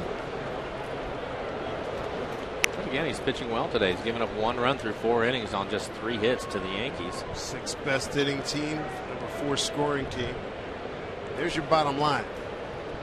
But you just when you get used to the Felix Hernandez and the Vargases and people like that, those guys pitch at that pace for a reason. And I think that although it's going well for him today, and we'll be able to monitor it here over the next couple of months as the season continues on, you wonder if the consistency of the way he's pitching today is going to be there. And if it is, they'll leave him alone. But if he starts to struggle, I'll guarantee you that's one of the first things that they bring up to him. Well, stroke left field. Wells read it beautifully. 1 out. And that right there is one of the few pitches that he has thrown that's been hit hard in the game today. Granderson's base hit was hit hard, of course, the home run by Jeter, but then this one, this line drive off the bat of Martin, one of the few times that he's been hit hard.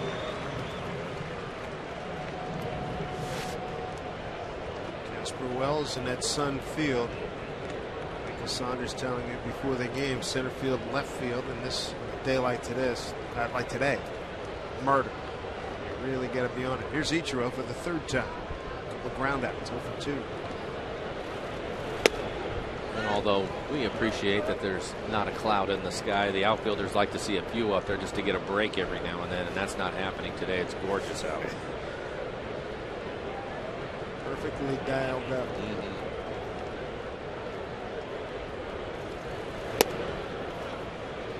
Let's 2-0 to Ichiro. Look at CenturyLink high-speed pitch. Over at 94, Iwakuma at 92.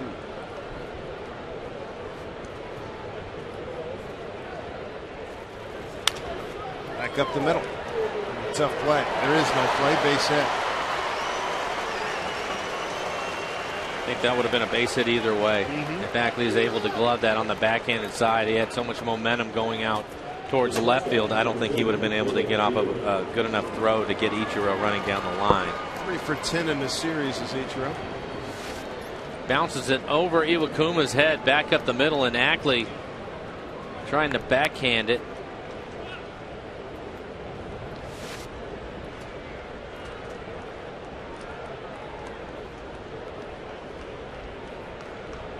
Back to Derek Jeter. He's 2 for 2 with a home run.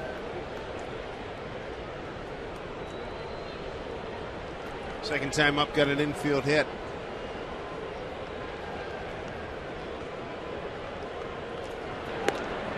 Jeter got the run in the 1st inning, and then the Mariners answered at the bottom of the 1st with 2 runs. Bases loaded, walk to Seager, and hitter's choice ground out by Mike Carp.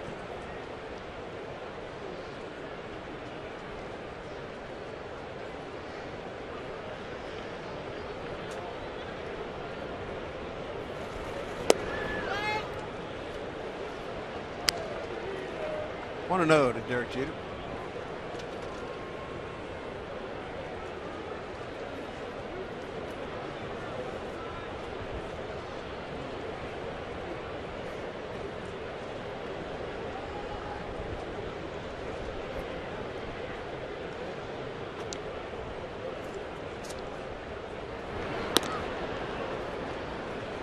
Ichiro back safely.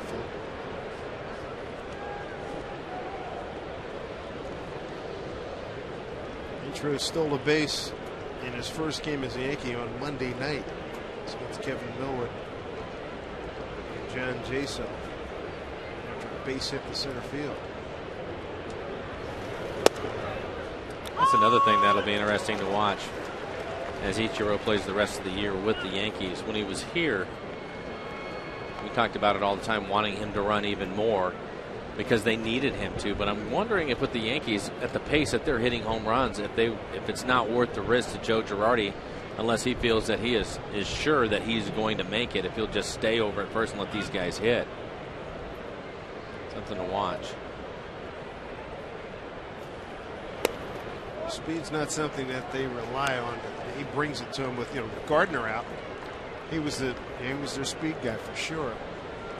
Right. I think with the Yankees, though, that he's going to be somebody that they'll let the guys hit, and then later in the game is when they're going to expect him to run. There you go. And we'll see if he's able to, one, do that, and two, if that's the case, or if they let him run whenever he wants to. You're going to want to see him go first to third often. 2-1. He goes here. Pitched by Montero. Got a chance. Got him. That is a strong throw by Montero. He has improved. Has had to work hard this summer, and that's one of the areas that he has improved in, and it's his footwork. He's had a strong arm early in the season. He'd throw the ball down, and it would tail on him. As you take a look at the jump by Ichiro, it looks like a pretty good jump, but he gets rid of it quickly with something on it. It's his footwork. Kawasaki puts a tag on his hero, and a good hard tag. Did you see that? I did.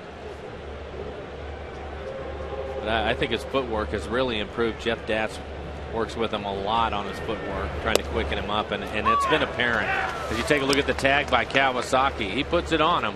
He did.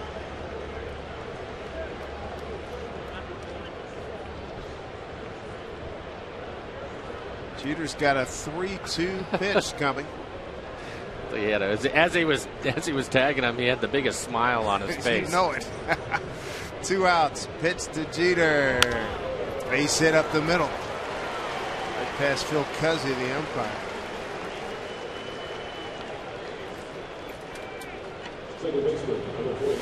Take another look at it. Montero and his feet.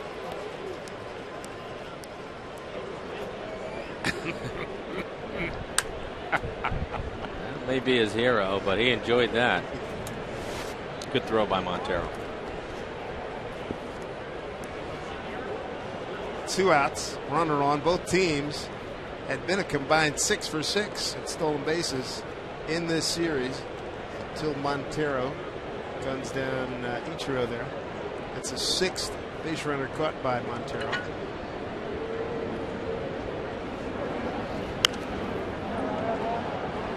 He's now 6 for 35. It would be base stealers. Cano, a tap back to the pitcher and a ground out into a double play.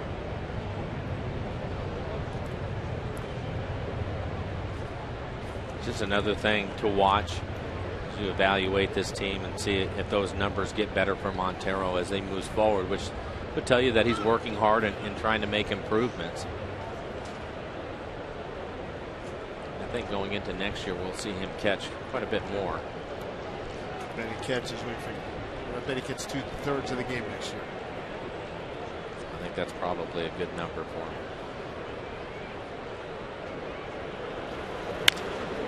No, left field. Wells, bad route. Jeter to third. Cano to second. That was strange. I think Casper, it was a low line drive into left center field, and I think it definitely fooled Casper Wells. We were talking about how well he's played left field, but you can see him have to change directions, his route. I think he expected that ball to continue to carry, and it just died out there slicing line drive into left center. Casper keeping it in front of him. Saves the Mariners a run. You got 2 outs, base open. Teixeira's the hitter. Granderson on deck, so you got no bargains coming up. Teixeira 0 for 1. Fly ball to right, and he walked. Granderson is 1 for 2. Single to right, and a strikeout swing.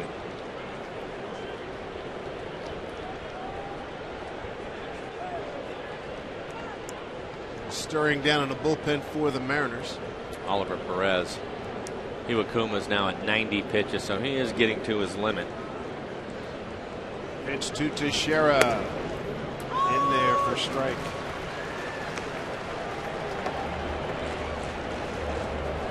There's Oliver.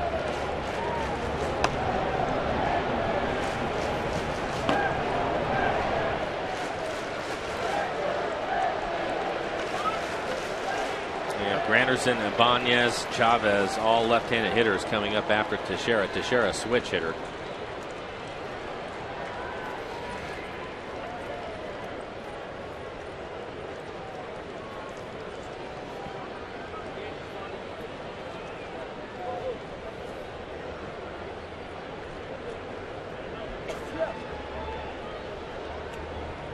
Got a 0-1 count to Mark Teixeira.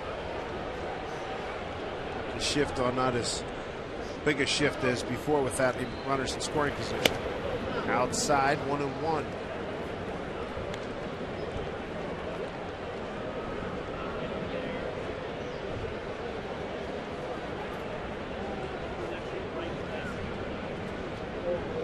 Something in Teixeira's eye, he backs out.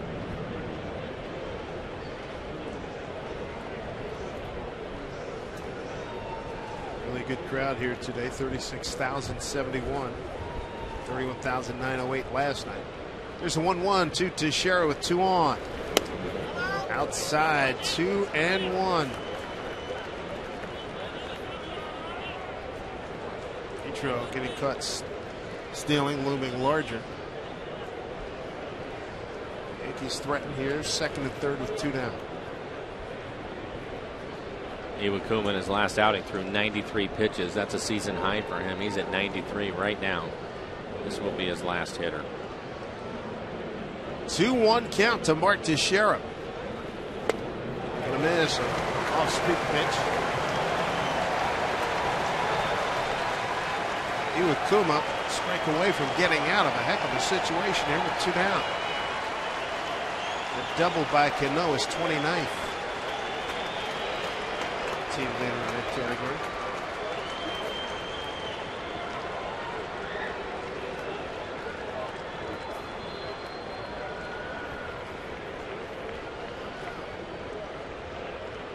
Balls, 2 strikes, 2 outs, 2 on. Off the end of the bat, Figueroa's going to put it away. Iwakuma escapes. Yankees threaten, but do not score in the 5th. And the Mariners still lead 2-1.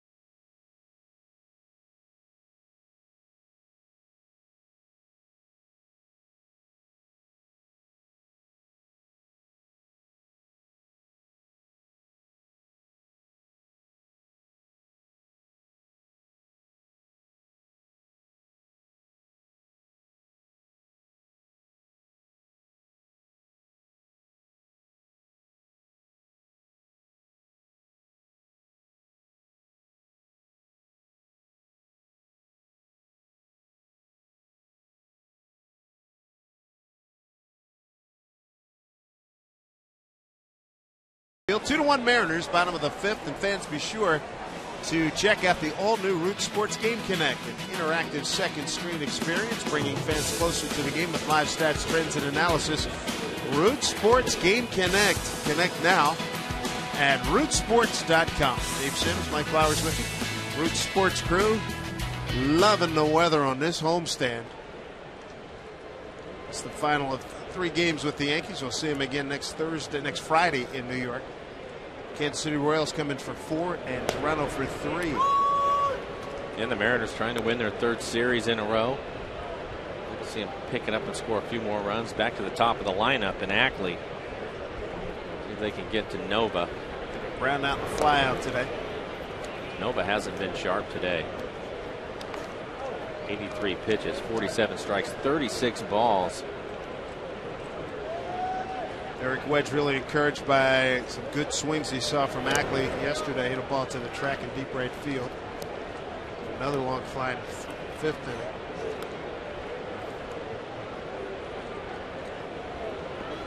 Wedge telling the second baseman, stay with it.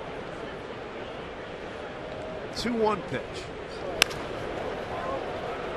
Cano, another one of those cross the body flings. He makes it look so easy. What a play.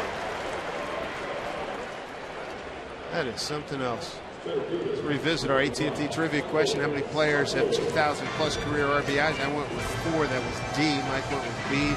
2. Survey says. Fans went with 3. 2. Mr. Aaron or Mr. Ruth. Boy, that is some list. Boy, boy. That's right. When in doubt, always answer Aaron or Ruth. And again, well, now you can do it online with Baseball Reference, but with Baseball Encyclopedia, go to those 2 gentlemen's respective numbers. And most of them are, not most, but a lot of their numbers are in black, meaning they led the league. I mean, it's amazing. Fortunate to have seen Henry Aaron play. Well, live and in color. That was something special. And with Hank Aaron, and I had the chance to see him a little bit, and I had no idea, and I'm sure a lot of people the same, but you think about him and, of course, the home runs that he hit. What a great all-around player he was. Oh. You go back and you look at the rest of his numbers, including that one right there that we just showed you with the RBIs. I mean, I'm a Willie Mays guy, but Aaron put up better numbers. Again, having not really seen him in his prime, I heard he was a really good outfielder. Dude, it was a joke. Yeah. I mean, cover, great arm. You don't run on him. And I was fortunate enough to grow up in that era, man. The National League was just loaded. I used to love watching him in that old home run derby show. 59 and 60, yeah. Absolutely. And that's how, baseball coverage then, not near what it is now. So it was a big deal for me to see an American League player. They had Mickey Mantle on there. Yeah, I mean, that's where I got to see Mantle, K-Line, Killebrew. Saunders strikes out on the 3-2 pitch, 2 down. Nova's 4th strikeout. That was a good show.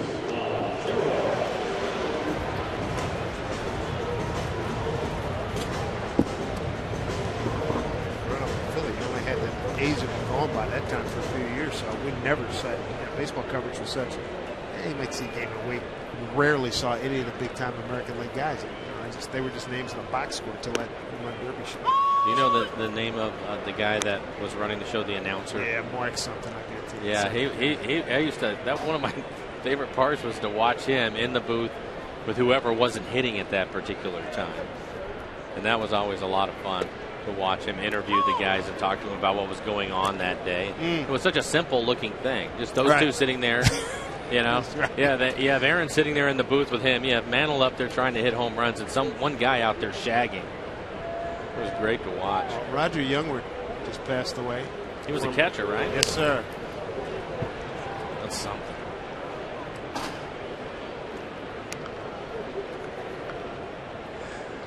And when BP pitchers were laying them in there just right, Hank and Harmon and all those guys, old Wrigley Field in L.A.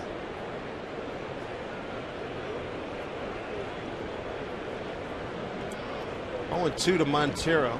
2 out, nobody on.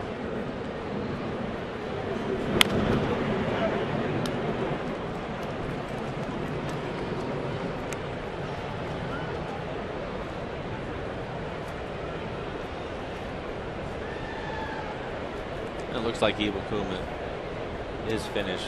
Oliver Perez continues to throw in the Mariner pen. The announcer's name, Mark Scott. Mark Scott. Great show. Yes, it was. 0-2. And I think, and the other thing that was different, to tell you how different a time it was, I think the pot at that time, hey, Willie, you've just hit a home run for $25.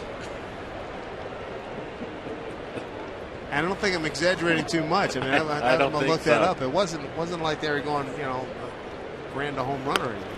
No, it seemed like the guy that would win that day would get something like $500 or something. And you try to make that happen now. Oh. Look at this. No way. The former major leaguer scoffing at that number. Oh. And Montero's gone.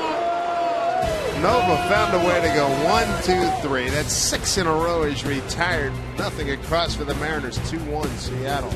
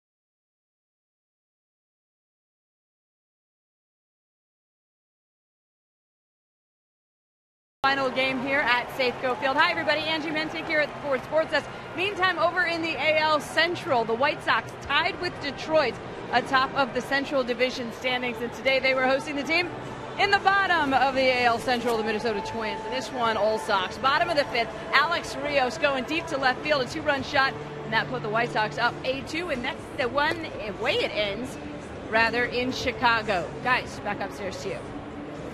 All right, Angie, thank you very much. 6th inning, 2-1 Mariners over the Yankees. AL Central, Chicago and Detroit playing leapfrog the last few days. Cleveland had led in the early going for a long time. Kansas City struggles big time with the pitching, but they can really hit. Minnesota's having all kinds of problems. Oliver Perez takes over.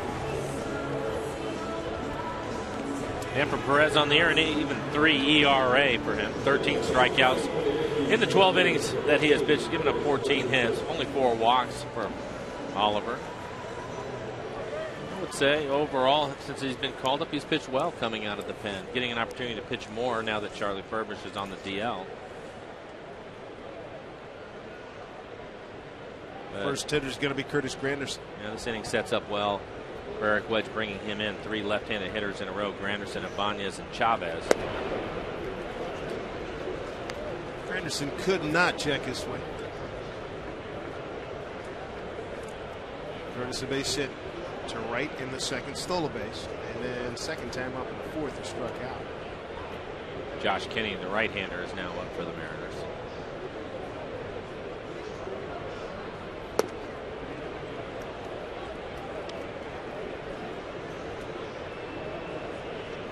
first time Granderson is facing Oliver Perez. 1 count.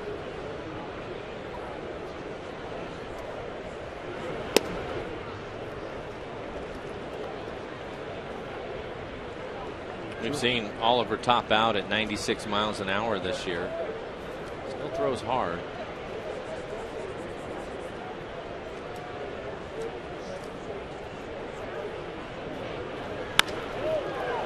Right field and deep, going back. Peguero on the track, and he makes the catch.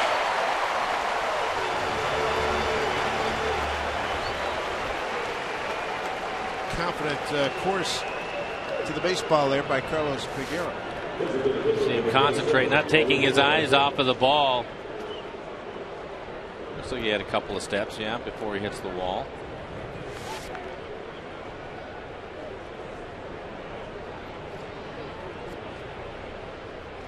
Raul Ibanez, 2 for 5 against Perez with a home run.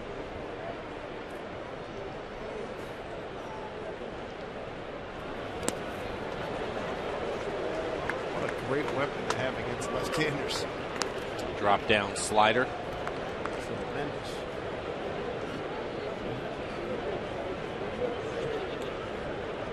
Now that he's pitching out of the bullpen, he basically stays with those 2 pitches. A good fastball and slider. 0-1. Their first strike.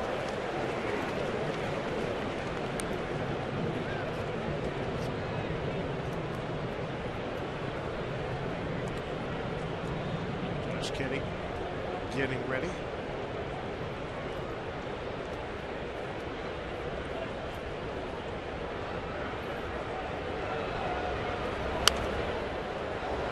Fouls this one off. You being a right-hand hitter, when you face a right-hand sidewinder, a guy coming from down under, how tough is it to keep that front shoulder? Can be tough. You really have to be committed to what you're doing, and I wonder sometimes when you see guys, if you're almost better off just sitting on that breaking ball as opposed to trying to hit the fastball, because typically when they throw from down there, it's going to have some sink to it. All you're going to do is beat it into the ground. I had a chance playing winter ball in Mexico. They had a lot of guys that would throw from there. And when I was in Japan, the same. Breaking ball, if you're looking for it, tends to be a little bit flatter when they're dropping down like that. But again, you have to be committed to staying in there to hit that pitch back up the middle. I think it's probably harder for lefties, just because they don't see it as often as maybe right-handers would.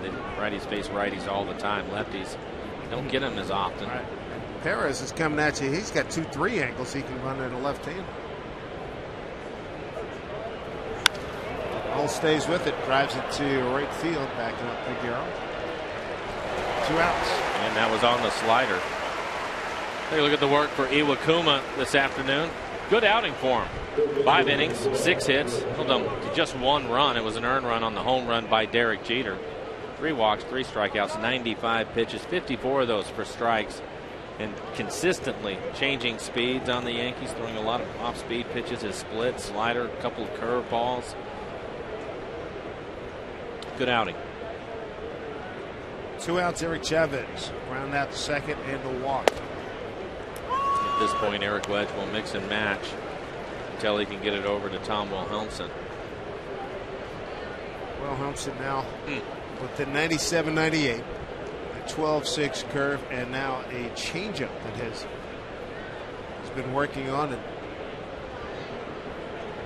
taking it out from under the covers. Man, I tell you what, that's a good looking pitch as well. To left-handers, it's probably as close to Felix's changeup as anybody else I've seen. It's a hard changeup. He was throwing it at 89 to 90 miles an hour last night.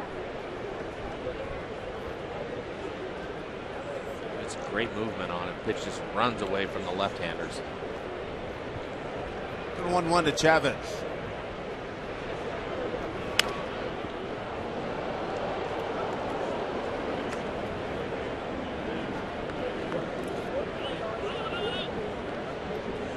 There's Tom Wilhelmsen, picked up another save last night. He has really been something.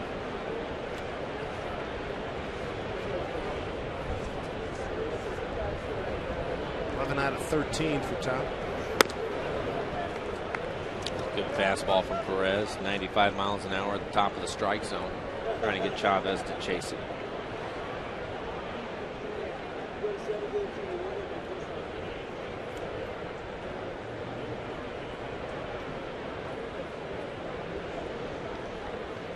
2-2 with 2 outs.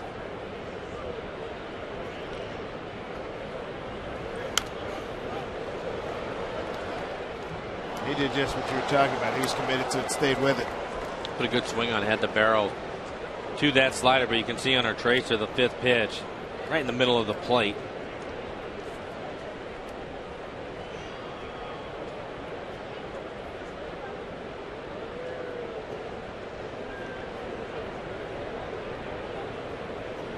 Chavez straight away in the outfield, 2-2. Strike 3 call. Drop down on it. Oliver Perez jumping over the first baseline. Almost reminiscent of, he didn't click his heels like Ron Santo, but it looked like it. 2-1 Mariners.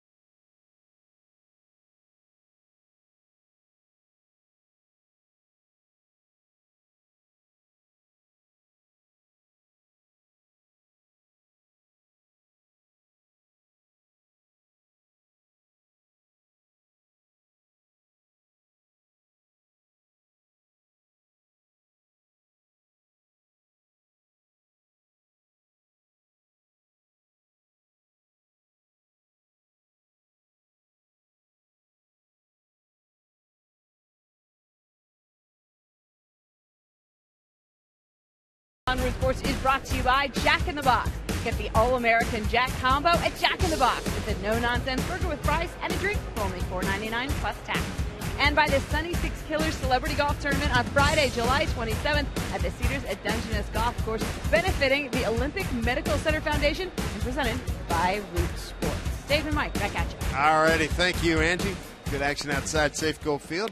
There's John Jaso leading off. Jaso, Seager, and Karp here in the 6th. Mariners holding on to a 2-1 lead. All the scoring in the first inning. Jeter home run for the Yankees. Bases loaded walk by Seager, and fielder's choice RBI for Karp. There you go, Nova at 98 pitches, so he's starting to reach his limit. Getting some action out into the pen. Jaso walked on 4 pitches his last time up. 2 outs in the 3rd, but Seager struck out. That was the end of that inning. 3-0 pitch. And another 4-pitch walk. Jaso was 1 for 5 against Ivan Nova. How about this? Nova's walking 3 consecutive times on 4 pitches.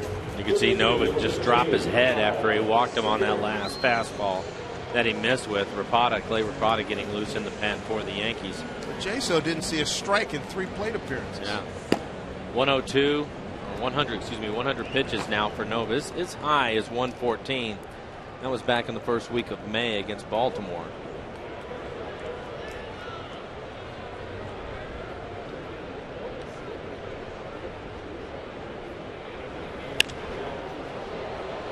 Field out of play.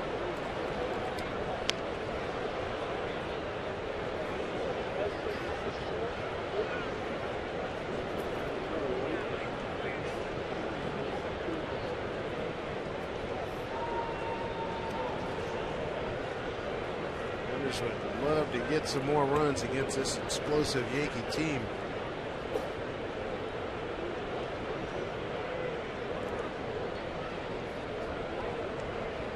Two one's not nearly a big enough margin.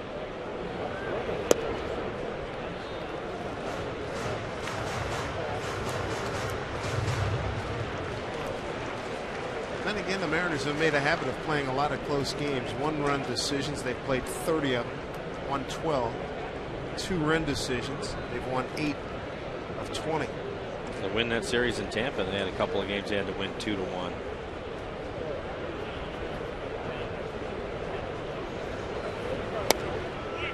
There's a strike.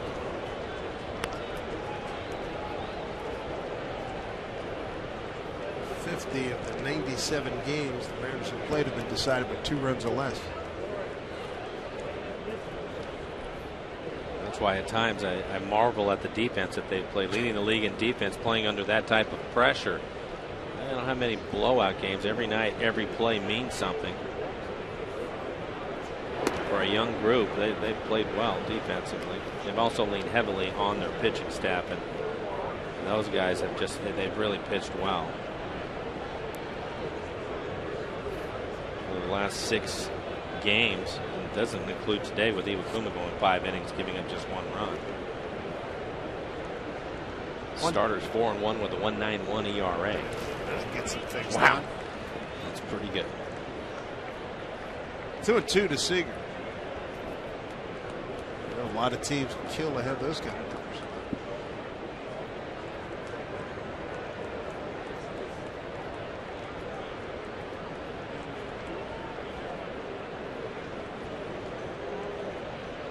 Plate umpire ended up getting some dirt in his eyes, so Russell Martin giving him some time to see if they can get it cleaned up. Right, Rob Nodine, assistant and athletic trainer,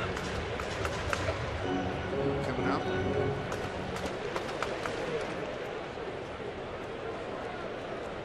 Nobody more prepared than trainers. They got everything at their disposal. What do you need? Boom! It's right there. They just reach over here. It's great. They're ready for anything. Yeah. Too. Rob and Rick Griffin and Taka, they do a great job. Join the Mariners this Saturday as we honor 2 legends in Mariners history, Randy Johnson and Dan Wilson. They're going to be inducted as the newest members of the Mariners Hall of Fame. Mariners will be taking on the Royals in a 1:10 start. Special pregame induction ceremony, 12:30, so be here. 2 legends, 1 game, Mariners Hall of Fame Day. Tickets, go get them, Mariners.com. 2-2 to Seager. Full count.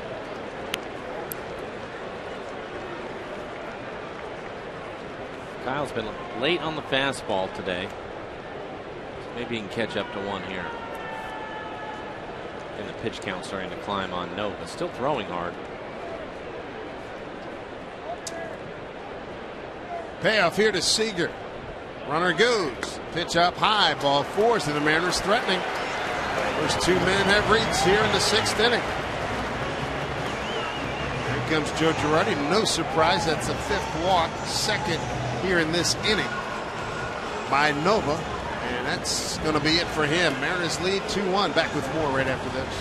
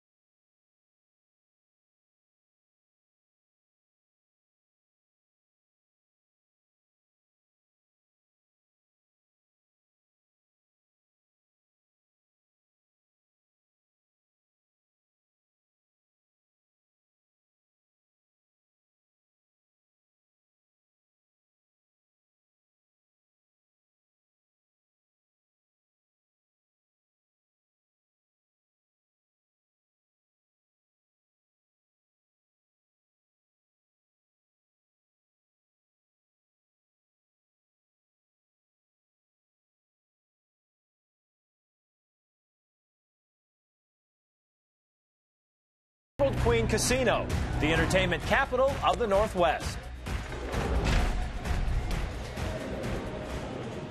Mariners by a 2-1 score over the Yankees in the 6th, and they threaten here. Nova, not sharp today. Mikey walked 6. Walked 6 batters, but 2 hits and gave up 2 runs. 107 pitches for him. 54 strikes. Excuse me, 59 strikes for him. But he just didn't seem comfortable at all today. He was kind of all over the place. You could see him at times being frustrated. But the end result, 2 runs on 2 hits. And the walks are the ones that got him in the first inning. The Mariners get back-to-back base hits from Saunders and Montero, and then he walks Jaso, walks in a run by walking Seager, and then a fielder's choice. That's how the Mariners have the lead. Here's Karp with 2 on, nobody out. Lays down a bunt, it goes foul.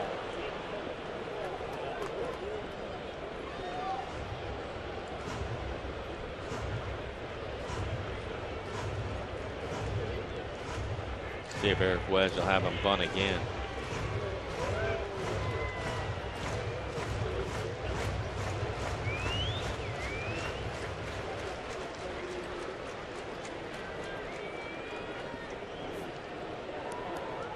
Six walks by Nova, career most. Runners are Jaso at second, Seager at first, nobody out. Inside move from Rapata. Wasn't going to be a play at second base. They just wanted to see if Karp would show if he was going to bunt or not. I didn't see anything from him. No. 0-1. Mariners haven't had many opportunities outside of the first inning. This right here is the next best chance they've had. They're 0 for 2 with men in scoring position. Meanwhile, the Yankees are 1 for 7.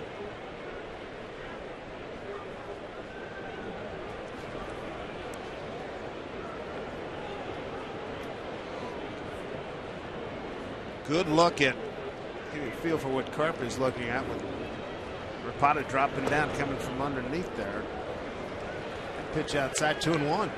The other thing when you drop down is great look that we just had on that fastball, but you can see how the angles change throwing across the plate. And he's on the first base side of the rubber. Boy, against a left-hander.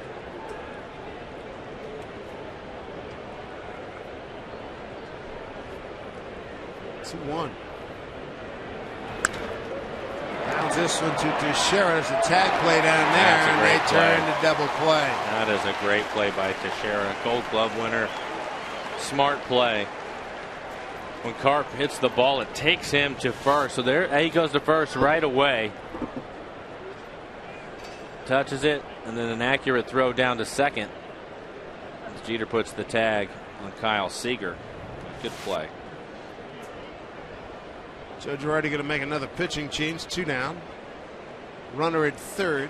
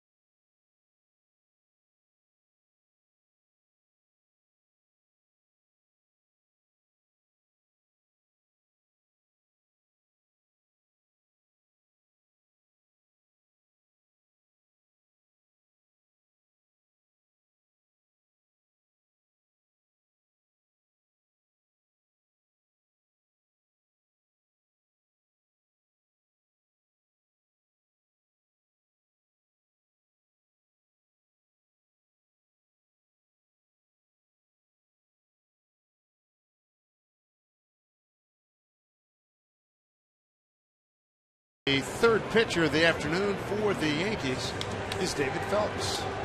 Phelps' numbers on the year. He's pitched well for the Yankees. A 2.78 ERA for him. 45 1/3. 49 strikeouts. Another good number. Walks a little bit high for him, but he has given up 6 home runs this year. Opponent's average only 224. It's a good arm. Fastball, slider. He'll get Casper Wells trying to come up with a 2-out base hit to drive in a run. Mariners 0 for 3 with runners in scoring position this afternoon. Wells today. Fielder's choice and a fly to center.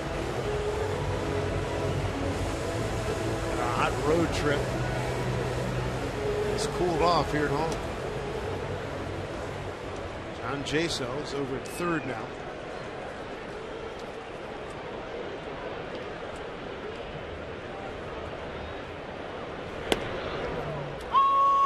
Strike one. Josh Kinney still throwing in the Mariners' pen. For the Yankees, they have Jones and Martin leading things off in the top of the 7th inning. So Josh probably will come on to face now. 1-2 to Wells.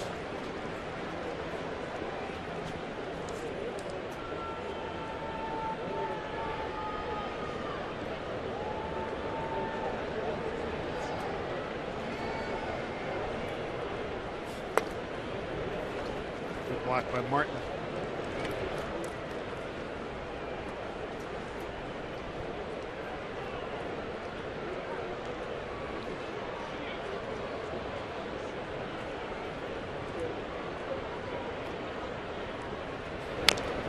Just got a piece of that. Phelps came up with the Staten Island Yankees, or A-League team, A-level team back in 08. His first taste of Major League ball here in 2012.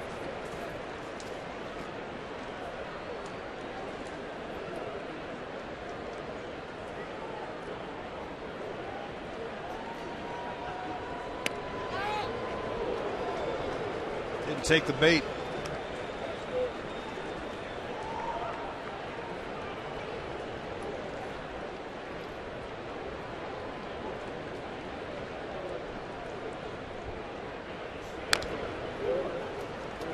Casper just barely hanging in there. All the pitches, all 6 pitches have been away from him, and he gets his slider again off the end of the bat to give himself a chance to see another pitch, but just barely gets a piece of that slider.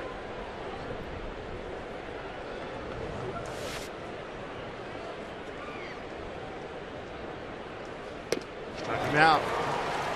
Mariners leave a runner at third. 7th inning coming up. 2-1 Mariners.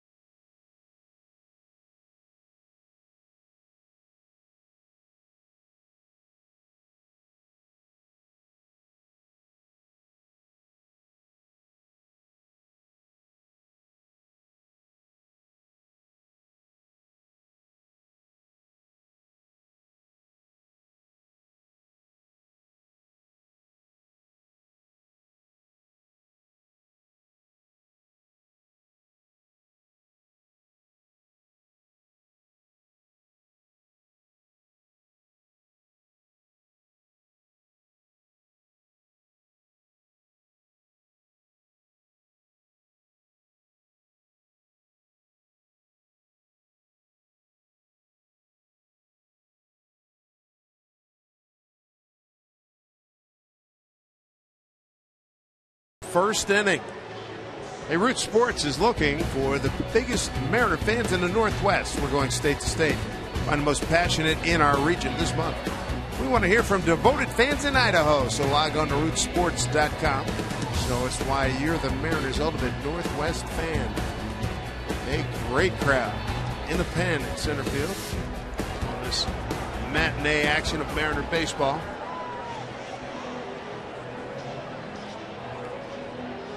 Another strange game for the Mariners. They're moving into the 7th inning up 2-1. He has 2 runs on just 2 hits today. We'll take a look at Josh Kinney and what he has done so far.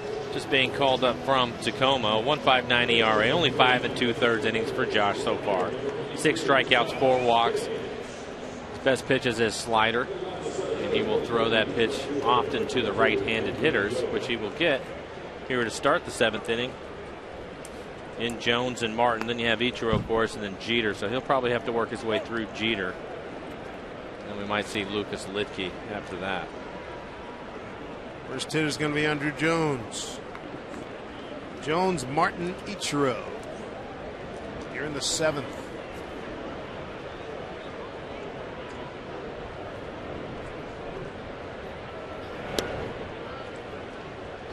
Outside to Jones.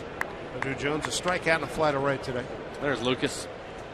Stellar performance last night. Yeah, I'm sure he's getting ready again for Cano, Teixeira, Granderson, Ibanez, and Chavez. He has some work to do today. Another slider, that one for a strike. You can see what he throws. Sinker at 37%, slider 46% of the time. Occasional curveball. 1-1 to Jones.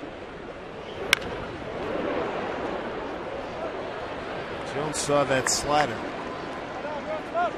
Buckled his knees the first time. You have to be careful with the location next time he throws that slider. That's the thing when you're dealing with a veteran club, and they will sit on some breaking balls, especially if they think you're just trying to get one over for a strike, try to steal a strike.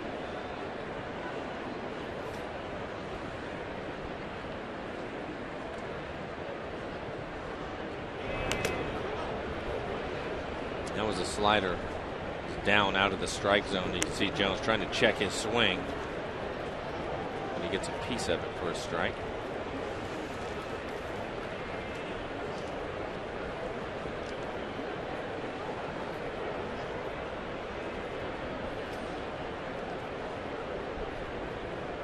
Iwakuma started for the Mariners, 5 runs, 6 hits, a run, 3 walks, and 3 Ks. Oliver Perez goes an inning and registers a strikeout. Breaking ball outside. 3-2. Perfect pitch. Thought he had it. Also Martin, the catcher's on deck.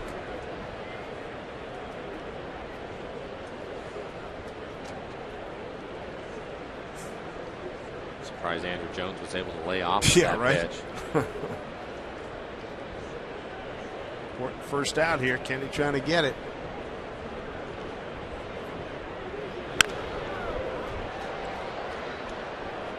Reload.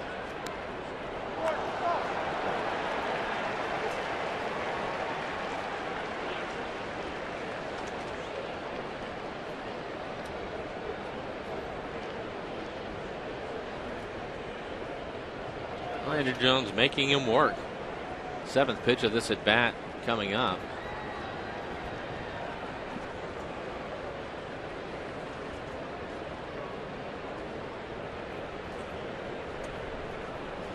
Two and two. Montero set up outside. Off the fist, popped it up. Out of play. It's a dangerous area to leave a slider. He left it middle end to Andrew Jones, who has some pop. 12 home runs on the year. There you can see at the 7th pitch in this at bat. I think Jones is thinking, trying to play a little yard ball here. Kenny's got to be careful.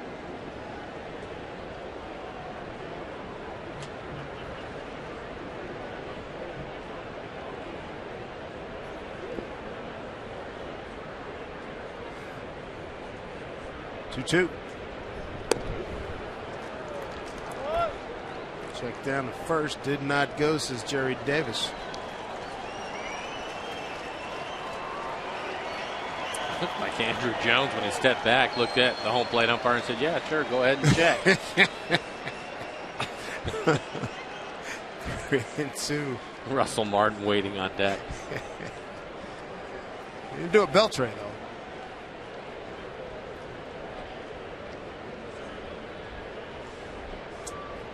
3-2. Struck him out. Josh Kenny with an important strikeout. Get the 7th inning underway. Take a look at our Land Rover defensive play of the game. Take you back to the 5th inning. Ichiro trying to steal. No. Denied. Hard tag. Applied by Kawasaki. 6-runner thrown out by Montero this year. That turned out to be a big play because right after that, Jeter with a base hit and then Cano had a base hit. That saved the Mariners a run.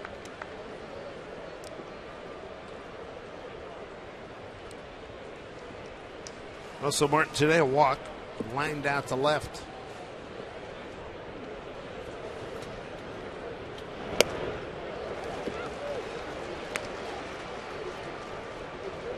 One the count.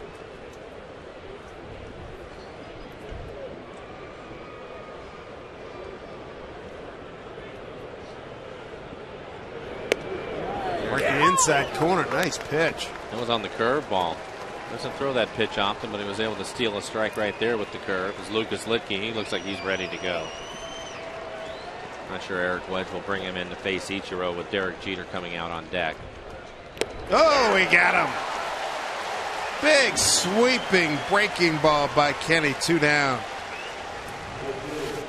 Take a look at it. Only 79 miles an hour. Russell Martin out in front of it. Good pitch. Well located pitch too, just off the plate away, too close to take, and Martin waves at it. Perez and Kenny now have combined to strike out the last 3 Yankee hitters. Top of the order, here's Ichiro. 1 for 3 last time up in the 5th. Got a single to center, and then we just showed you him getting thrown out trying to steal. Strike 1.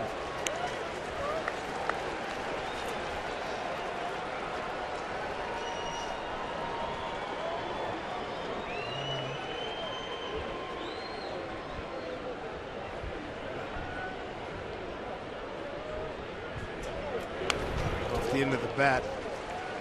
That image of Ichiro there, the New York across his chest, the Yankee logo. It looks like we were playing a video game and we had him switch teams, but guess what? This is for real. I hadn't thought of that, but that's true. Right? Yeah. My kids certainly do it. Oh, absolutely. Oh.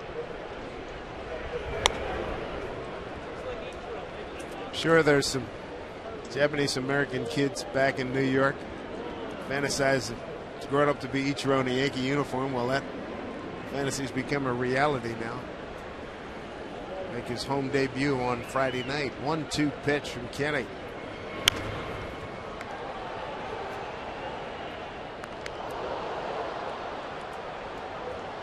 Kenny going with more curveballs and not the hard slider. Few pitches have been 77, 78 miles an hour. Slider typically is 82, 83.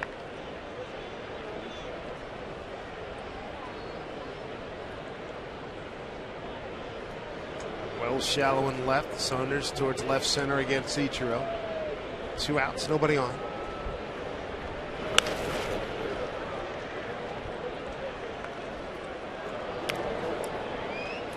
Yankee hitters again making Kenny work. He's been able to strike out 2 of them. This will be the 6th pitch now to Ichiro. 18 pitches in the inning for Kenny, 13 of them for strikes.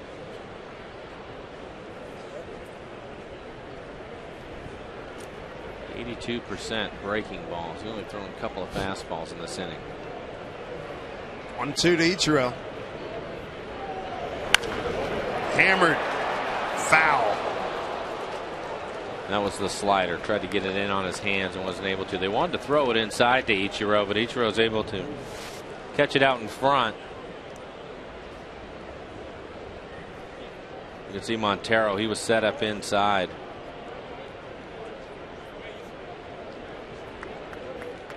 spin of the slider and then Ichiro getting out in front of it. You can see how much that ball hooked to go foul. How do you think he'll do with the short porch right field Yankee Stadium, new Yankee Stadium? I mean, he'll obviously hit a few more home runs because of that, but I don't see him changing his game at all. I doubt that he'll even look at that wall out there in right field. Gonna 1-2 pitch. That is playable. Kawasaki, Seager makes the play. Good inning for Josh Kenny. A couple strikeouts and a pop-up. Home seventh coming up. A few more runs in order for the Mariners, who lead 2-1.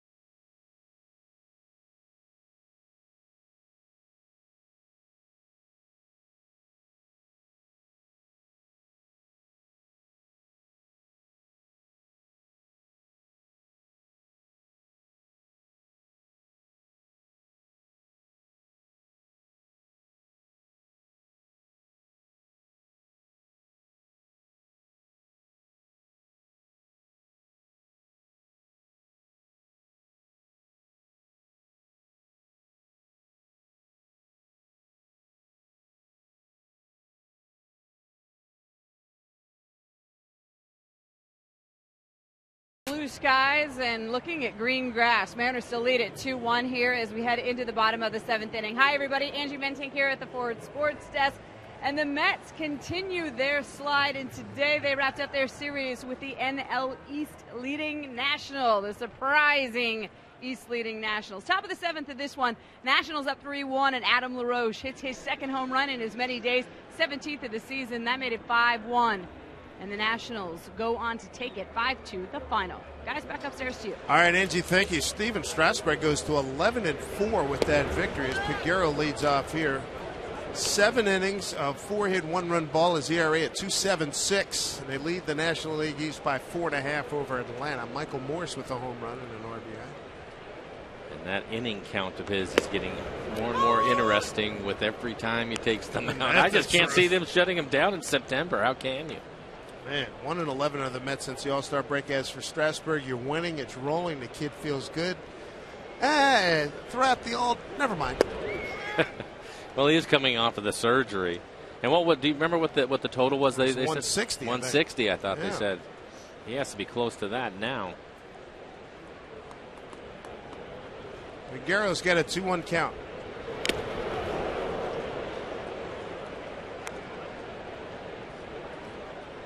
David Phelps came on to get the final out of the 6th inning. It's 2-2 here to Peguero.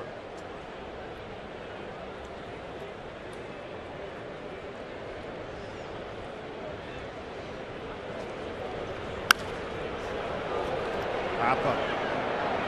Chavez, sunglasses on. That's the play. One out here in the Mariners' 7th, a blanket giveaway in the summer. You bet you're going to warm up to the idea. Friday, August 17th, first 15,000 fans 21 and older take home a fuzzy full-size Mariners fleece blanket. For tickets, go get a Mariners fleece blanket night. It's against the Twins. Go to mariners.com.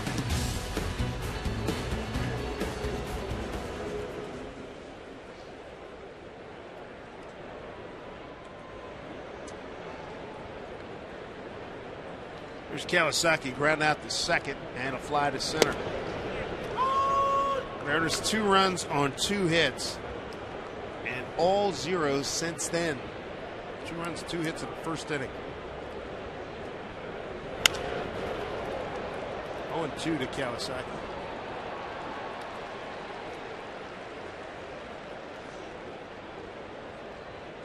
Well, maybe they can get a couple of runners on for Saunders. Saunders 1 for 3 today. He's been the one that has swung the bat well with a home run. Wow, Saki full big time, 2 outs. He was. That was just. Here's a fastball on the outside corner. Kawasaki. It looked like it was an emergency hack, just trying to get a piece of it so he could get another pitch, because this is a pretty good one on the outside corner. Threw it by him. He is late on that. Ackley 0 for 3.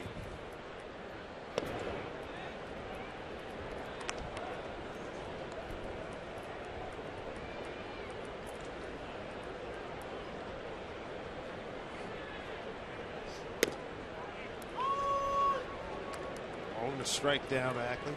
Ground to short, fly to center. And Cano throwing him out on a fine play where it ranged far to his right. Threw across his body and threw an accurate throw and got him at first base. Yeah, he's made that play twice today. I didn't realize he had that much range. I knew he was rangy, but I mean, he's had to go. Have that much on the throw. I'm trying to think of other second basemen. I know Brandon Phillips is a good one, but he's not as flexible as Cano. I can't think of too many guys that can make that play. Well, that's the reason why that he's able to make the plays, because of his arm. But he also showed range going back up the middle, because he's playing him to pull right now.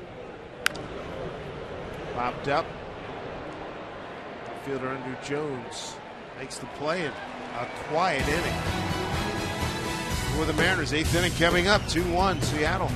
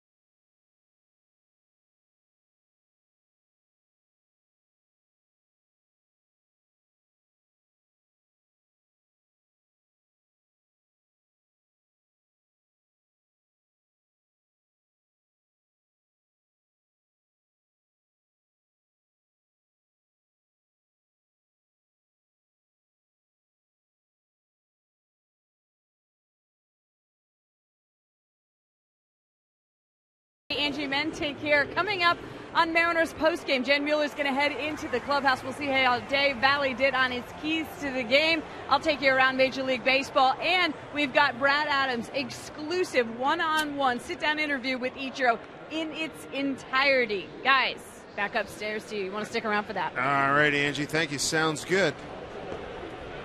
Jeter, Cano, Teixeira here in the 8th, 2-3-4. It's Josh Kenny. Pitch to 1-2-3, 7th.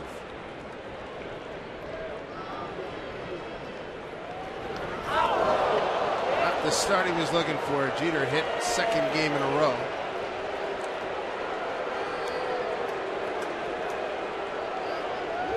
First pitch, fastball. Looks like it hits him in the thigh.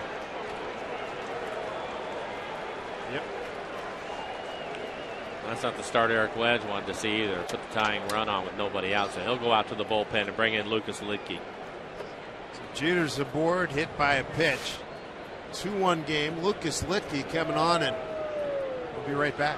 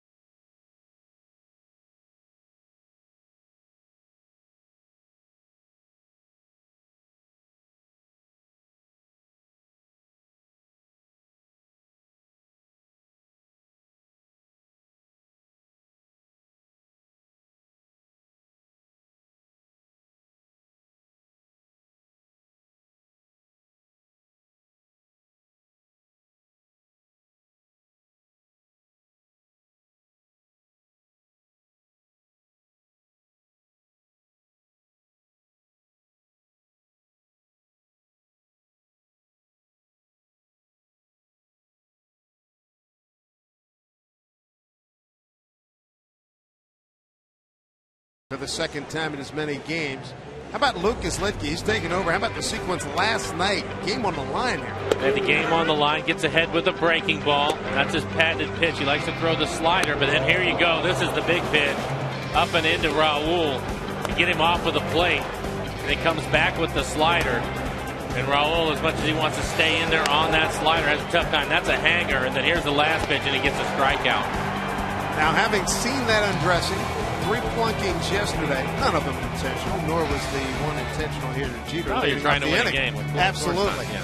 Be that as it may, with 3 games in New York, should something maybe get out of hand one way or the other, baseball has been a sport forever about retribution. Well, and you're dealing with a veteran club, too, so those guys aren't going to forget about it. But I would say this. I think it's going to have to take a game where it's probably a little bit lopsided. Then a message will be sent, because for the Yankees, winning the game, first and foremost, and probably if it was in a perfect world, it'd be the last game, because they don't want to get anybody else hurt. Obviously, losing Alex now with the broken hand. So it's one of those things you have to be careful with if you want to go down that road. Right. But just knowing the mentality of baseball, that's the kind of stuff that registers and stays in your mind, and it should too. If you get, what they'll talk about is that's fine, and we understand you weren't trying to anybody. This is a solid line drive into right field. Here they come. But all of that is fine. But I think the message that they will send is it's fine to pitch inside us, but you better know what you're doing, because you're hitting too many of our guys. As you mentioned, Jeter twice. Raul gets knocked on his back. Alex, of course, broken hand now. And again, it's not intentional by the Mariners. But at some point, you would have to think, if a game gets lopsided, it'll be a message. Seen it too many times. It's part of the deal, too. Absolutely. Mariners understand that. Right. In the meantime, Lucas Litke. He's got some issues here. Yeah. 2-1 ball game. Nobody out. Runners at first and second. Switch hitting mark Teixeira. Ball 1. And for Teixeira, against lefties this year, Teixeira 279 with 10 home runs. So 19 home runs on the year, 10 of them against left-handed pitching. He hit the ball hard last night. Fortunate for the Mariners, it was right at Saunders in center field. Foul.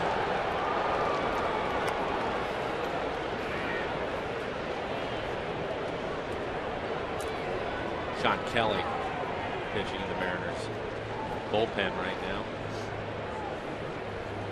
David Robinson up for the Yankees. There's Robinson. 1-1. Pass, a diving Kawasaki. Jeter will hold at third, and the Yankees have loaded him up here in the 8th. Hit batter, base hit, and a base hit. Derek Jeter having to go back to second base because he thought Kawasaki might catch us, and it looked like he was close to catching it as Teixeira lines it back up the middle again. You can see Jeter going back to second, so he'll move up to third, not score on the base hit. Nothing he can do about that. That's good base running. Nobody out. Nowhere to put Granderson. 36,071 here at Safeco Field. Vocal group of Yankee fans. Let's see if Litke can get out of this one. Strike 1 to Granderson.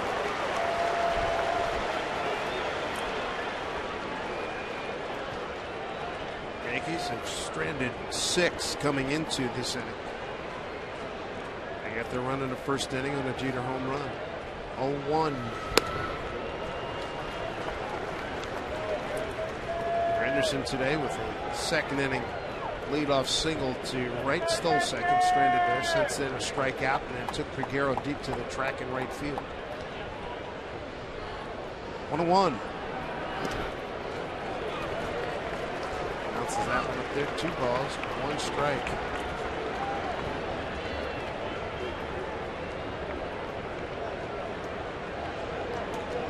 Montero must have got hurt. He hit him in his throwing hand. Yep. And he's shaking it. Reading Granderson's face, and he wants it. Eddie Gonzalez give him a couple seconds. 2-1. Popped up. Seager has a play. Nicely done. Big out.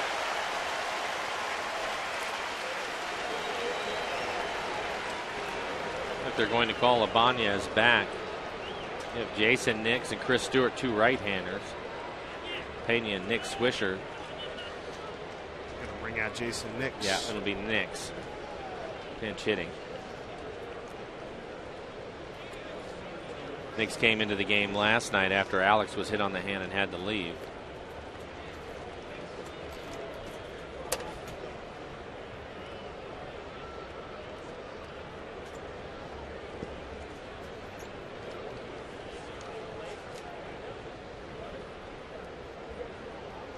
Nix a .235 hitter, 3 homers, 7 runs batted in. 1 for 2 as a pinch hitter.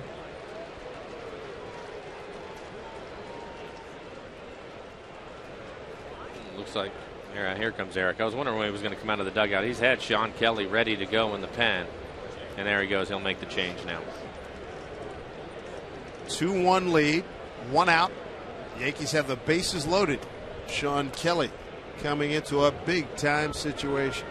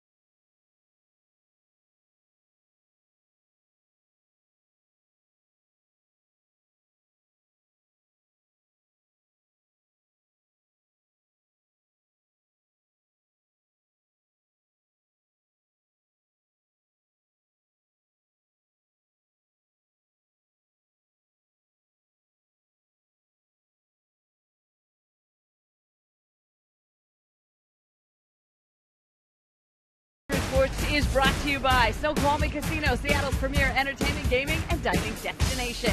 By Sterling Bank. Life is about the good stuff. Your bank should be too. Visit our new website at bankwithsterling.com. And by AT&T, the nation's largest 4G network, AT&T Rethink Possible. Doing a time lapse of Safeco Field from way up high, but even with the time lapse, guys, we couldn't get in Iwakuma for 5 minutes. That goes there's to you. They were too slow. Sorry. I can't say that I'm surprised. Good call, Angie. Thank you very much in the 8th inning. A big pickle for Sean Kelly. Bases loaded.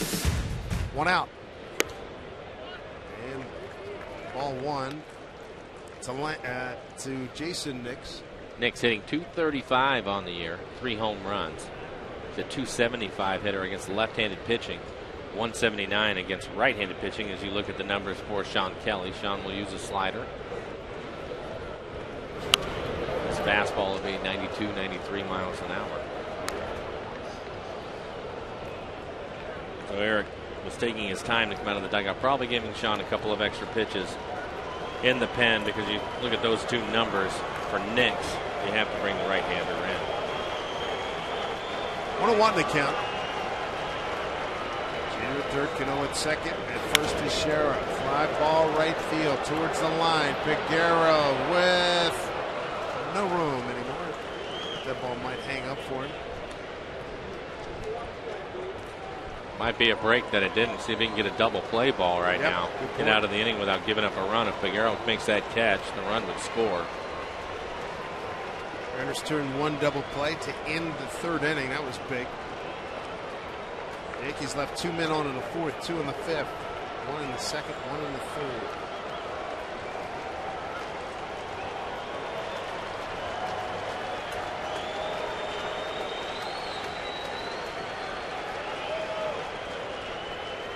And 2. A good pitch, 2-2. And that was a hard slider at 85 miles an hour. Well located. Trying to get the strikeout with that pitch.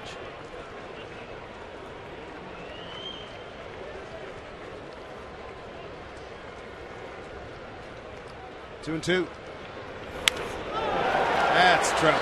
Into the gap. Left center field. Jeter scores. Cano right behind him. Teixeira's motoring. He's going to score. Nix will hold at second.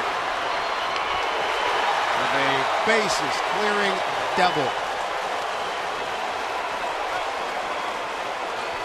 4-2 Yankees.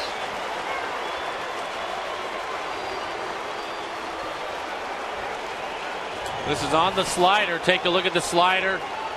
Tried to throw the same pitch he'd thrown the previous pitch. Not bad. It's on the outside corner, up maybe just a little bit.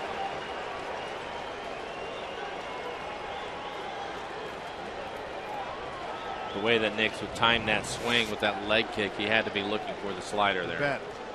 Couldn't agree more. 3 quick RBIs for Nix off the bench. Gives him 10 on the season. First 3 RBIs as a pinch hitter. Now it's 4-2. 4 runs on 9 hits for the Yankees. No errors. 2 runs on 2 hits. Those 2 runs, those 2 hits coming in the first inning for the Mariners. They've been blanked since.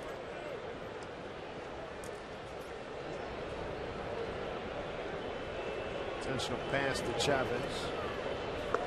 Andrew Jones will be the hitter. On this, the timing of all of this happening couldn't be worse. You're late in the game, so now the Mariners are going to have to get it done against David Robertson in the 8th, and he is tough. And then, of course, you have Soriano closing, and he's really pitched well for the Yankees. 2 tough right-handed pitchers. Combo worked in Game 1 on Monday. Robertson pitched a scoreless 8th. Soriano a scoreless 9th. Robertson's K2. Soriano got 1. Still just 1 out here in this inning.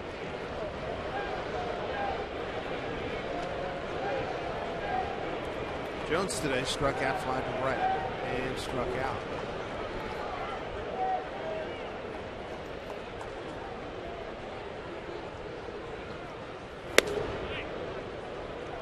Fastball misses, ball 1.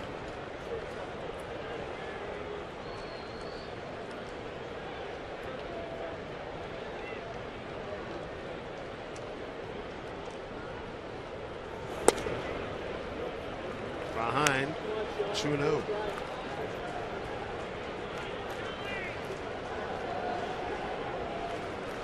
Seventh man to the plate for the Yankees here in the 8th inning. Seaman aboard. Back with a strike.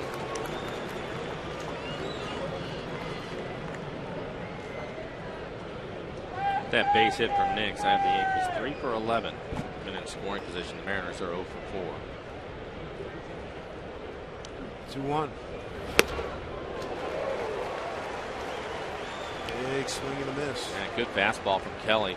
Top of the strike zone at 95 miles an hour.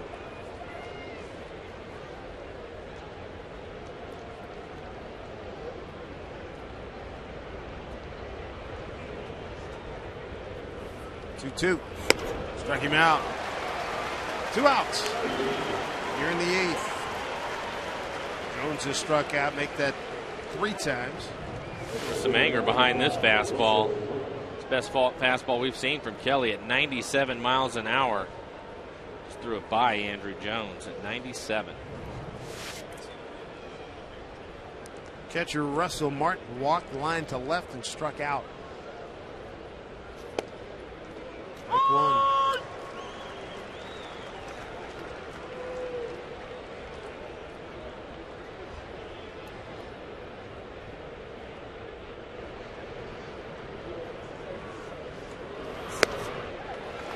back and just getting after it.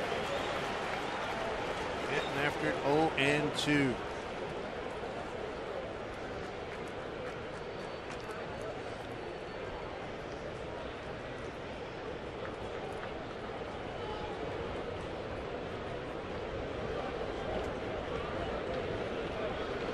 Two from Kelly. Fist.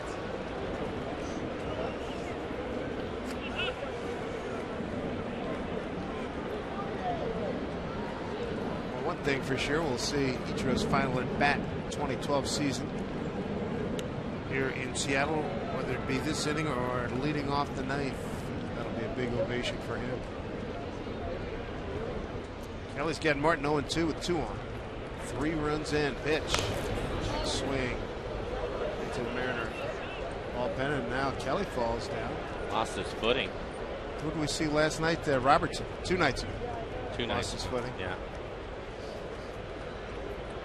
Looks like showing his spine. Take a look at him as he throws the fastball into home. Yep, his heel. Foot. Yep, his foot just came out.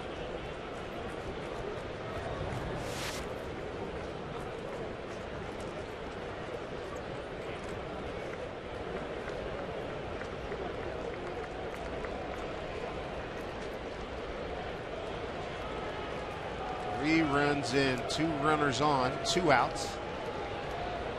Here in the 8th, pitch to Martin. Just get a piece of it.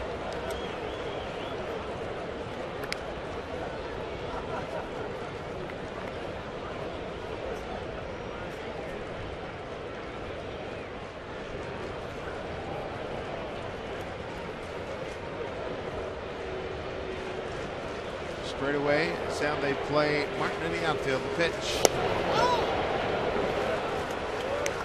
Like good pitch. Yep, 1-2 the count. There it is, definitely on the plate. Looks like it's right there at the bottom of the strike zone. He gets Allison on plate umpire.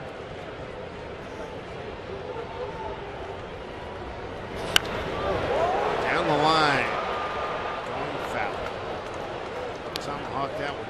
Tell you something else. The Yankees, they will make their pitchers work. Sean Kelly has already thrown 21 pitches in this inning. That's how they roll. Yeah, they're grinding it out. This will be the 8th pitch of this at bat to Martin.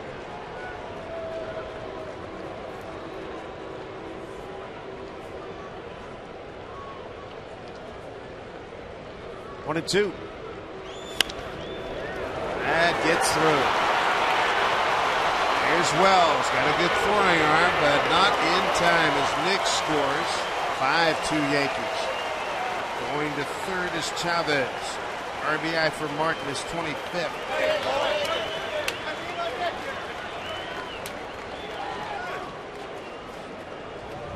Ground ball, base hit through the left side of the infield. Casper Wells was playing deep. See him charging the ball hard, but Nix runs well. That'll bring Ichiro up. This no doubt will be Ichiro's final at bat here in Seattle for this year. And who knows what's going to happen down the road? Yeah. Might be his final at bat period here. Fans cheering for him. 9th man to the plate here in the 8th inning.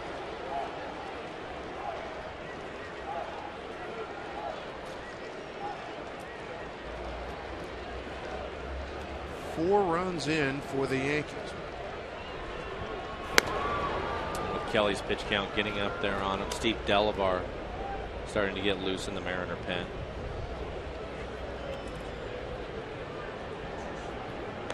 Ichiro 1 for 4.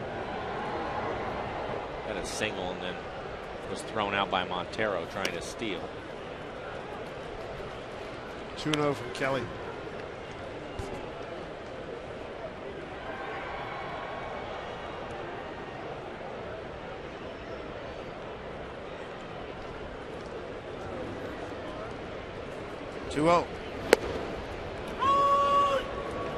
There's strike 2.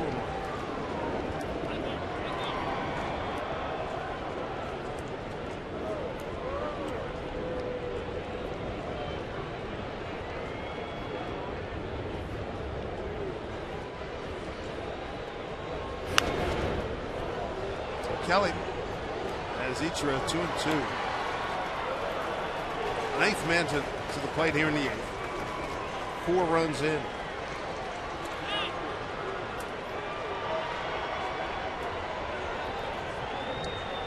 There you go. Mixing it up like he usually does. Actually, he usually throws a few more sliders, so he's using his fastball more. 2-2. Runners at the corners. Pitched Ichiro. Slaps it down to Seager. Took a look at second. Decides to throw to first, and that'll do it. So Ichiro's final at bat. 2012 here at Safeco Field to the ground out, but damage done by the Yankees. 4 runs on 4 hits. There was a hit batter. The Yankees blow it out to a 5-2 lead.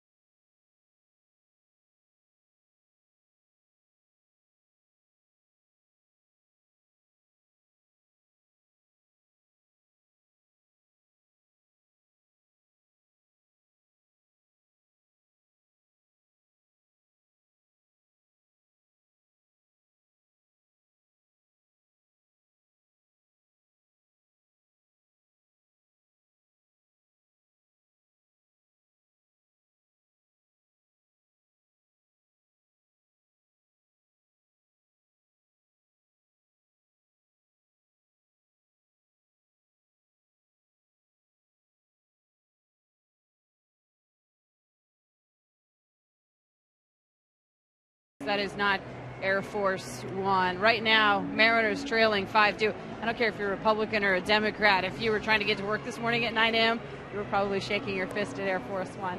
Hi, everybody. Angie Mentic here at the Ford Sports Desk. Lots going on in the last 24 hours around baseball. The Dodgers making a move. They stand a half game back of the NL second wildcard spot, and they added shortstop Hanley Ramirez in a trade with the Marlins today. The current NL wildcard leading Pirates bolstered their staff by adding lefty Wandy Rodriguez from the Astros, and the Phillies lefty Cole Hamels is $144 million richer today. I'd go out with him tonight. I mean, not like that. I meant, like he could pay.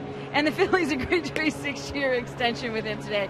The table set for a crazy week ahead. I hope he's a good tipper from here on out. That's all I'm saying, guys. All right, Angie, thank you very much. As you look at the NL West, Dodgers trailing by 2. Arizona getting over 500. San Diego, Colorado bringing up the rear. David Robertson on the mound for the Yankees. He is their 4th pitcher, and he's been a tough hombre since coming out of the University of Alabama. I'll say 29 2/3 innings, 47 strikeouts for Robertson, a 2.12 ERA. Michael Saunders, his first hitter. Saunders, Montero, and Jaso here in the 8th. Mariners able to score 2 runs in the first. That's when they picked up their 2 base hits for the game. They haven't done anything since then.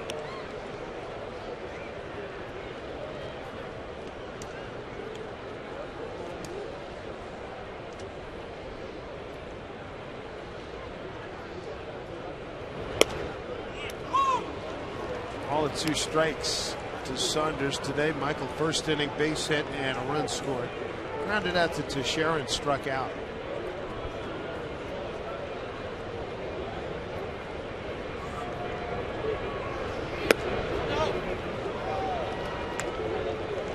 Two and 2.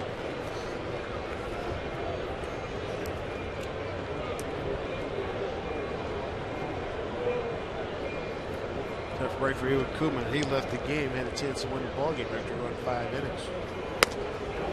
Saunders is gone. High heat.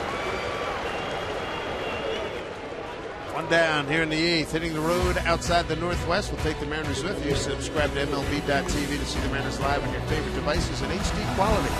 Visit Mariners.com to order and get more details. MLB.tv. Baseball everywhere.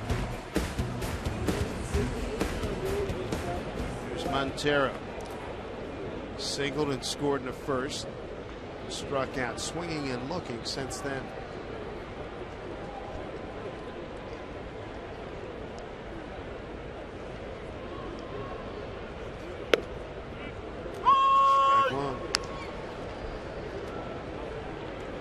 We've seen Robertson a number of times, and I'll bet the Mariner hitters, when they go back in, they say, what is he throwing? And they tell him 93. They're not going to believe it. And even watching it from up here, his fastball has some extra life to it, and it looks like he's throwing harder than 93 miles an hour. And you look at his strikeout totals, you would think so. 93, it's a good fastball, but not a great one. Not at this level. He gets a lot of strikeouts with his heater.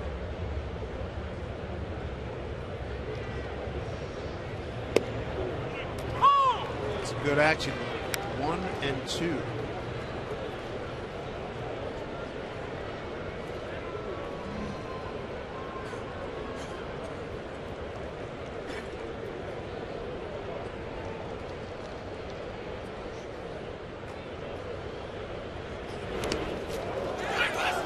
Montero down to first base. Martin throws him out. 2 outs here in the 8th. I'll bring up John Jason. John's walked 3 times. Maybe they'll give him a chance to swing the bat here. He didn't see a strike all day. No. Can't remember. I mean, I've seen guys walk 3 times before, but not on 3-0 pitches 3 times. Right. Has not seen a strike.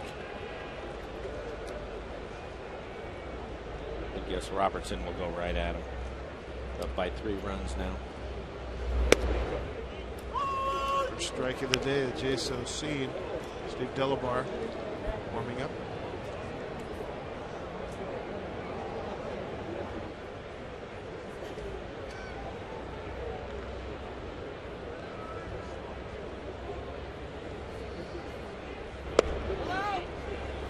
Martin thought he had a strike, 1-1 to Robertson.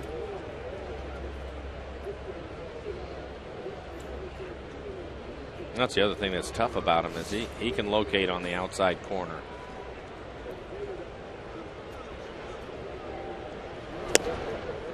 Worked inside. Did not go. This is Greg Gibson.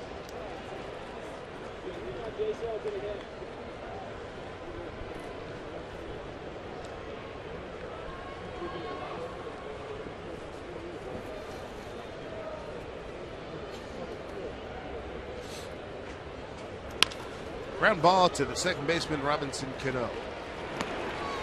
Mariners are gone in the 8th. Couple strikeouts and a ground out. 9th inning coming up. I have Jeter, Cano, and Teixeira when we return. We'll be going against Steve Delabar.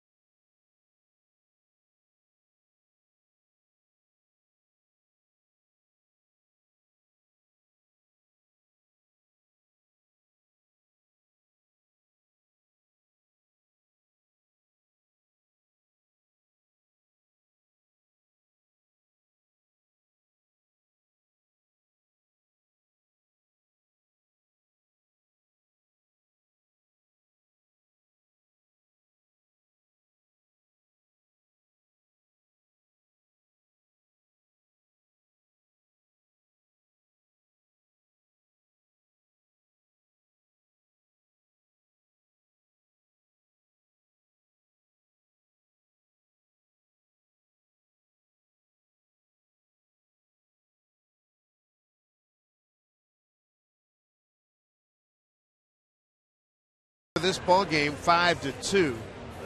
And the Mariners going a little deeper into their pen now with Steve Delabar. Delabar on the year, 45 strikeouts, just 11 walks. Opponent's average only 181. It's been the home run that's been a problem with Steve at times. Why his ERA is at 4.29. Going to have 9 home runs this year. We'll get Jeter, Cano, and then Teixeira. Yankees sent 9 men to the plate in the 8th inning. 4 runs, 4 hits. There was a hit batter, and 2 men were left. And yes, Rafael Soriano getting loose in the Yankee bullpen. Jeter's going to lead it off here in the 9th. He was hit on the thigh by Kenny, Josh Kenny. There's Soriano.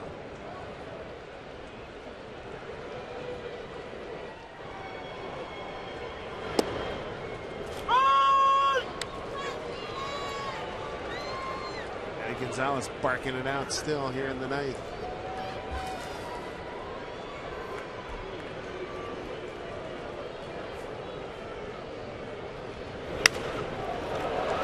Field, backing up Peguero. 1 out.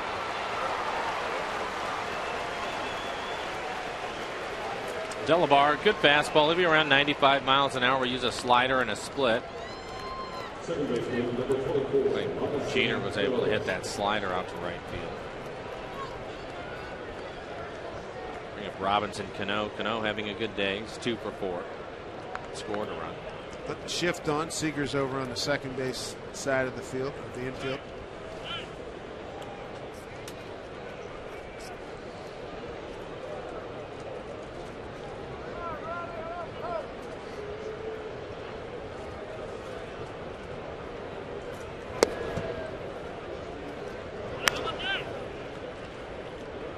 Want to know.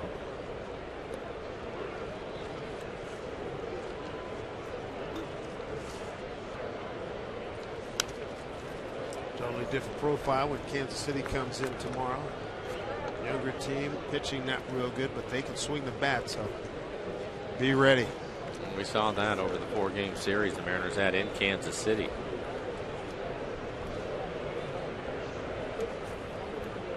Ichiro, maybe his last appearance ever here at Safeco Field. You never know what's going to happen as Cano swings through. Ichiro today, 1 for 5. Tremendous week as he's traded on Monday. His 12th year from these Mariners, where been for his entire big league career until the trade. Pulls away Cano, 2 outs. Good fastball from Steve, 97 miles an hour. Back-to-back fastballs. There you go. Try to hit it as he throws it by Cano. McDonald's Supermo. You can see Cano tracking that pitch, but not able to catch up to it. And Kansas City coming in, the number 2 hitting team in the American League behind Texas. They're up to 270. Texas at 277. Here's Teixeira.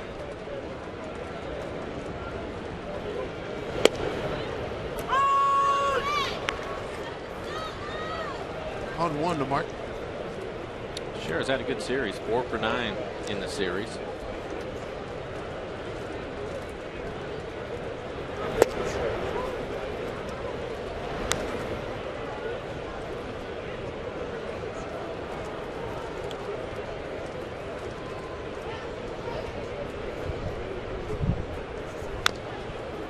Speed pitch fouled away. 1-2. Mariners bottom of the 9th. Seager, Carp, and Wells 5, 6, and 7. Coming up.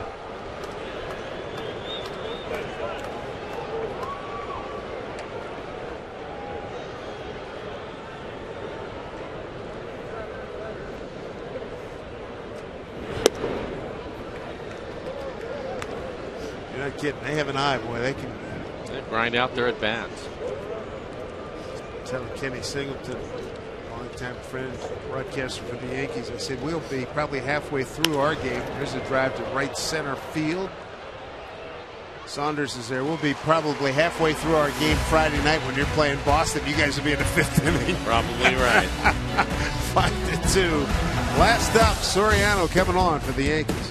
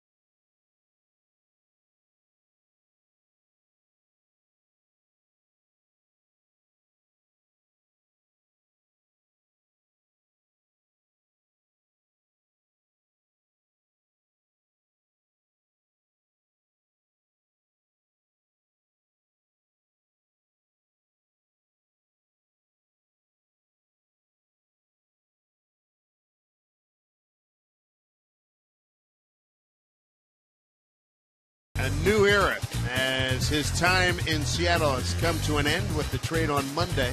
He's now a New York Yankee. Here's some of the images of Ichiro in action this week here against his old team. You don't get to see this often. Ralph Kiner was traded by the Pirates back in '53 against the Cubs and played them that next day. Had a chance, Ichiro, to salute the fans, and they had a chance to salute him. And we have seen him for the final time here in 2012. Don't forget, coming up the post-game show, Brett Adam has a long sit-down with Ichiro. There's some interesting comments about the fans here in Seattle and what he looks forward to in New York in this new chapter in his career. Seattle icon has moved on.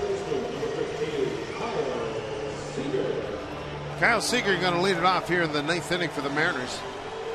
And they're going to have to do it against one of the best. Rafael Soriano. Former Mariner, now the closer for the Yankees with Rivera not available, but he's pitched well. 25 saves in the 27 opportunities that he has had.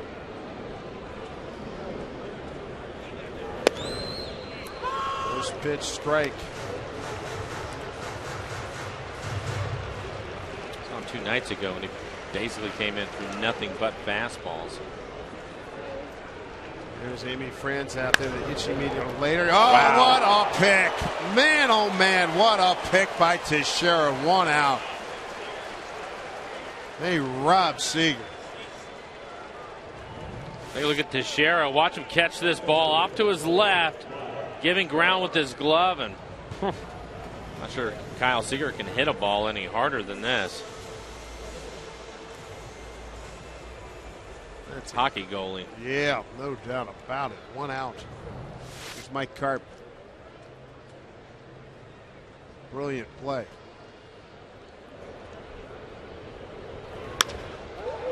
It's a left field. Right at Jones. Barely had to move. 2 outs.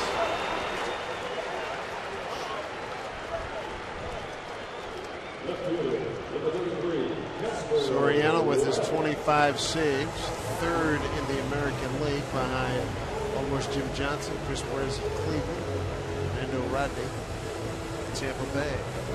Johnson leading the way with 30 starting this afternoon. Casper Wells, last hope here for the Mariners with 2 down. Fielder's choice, fly to center and strike out.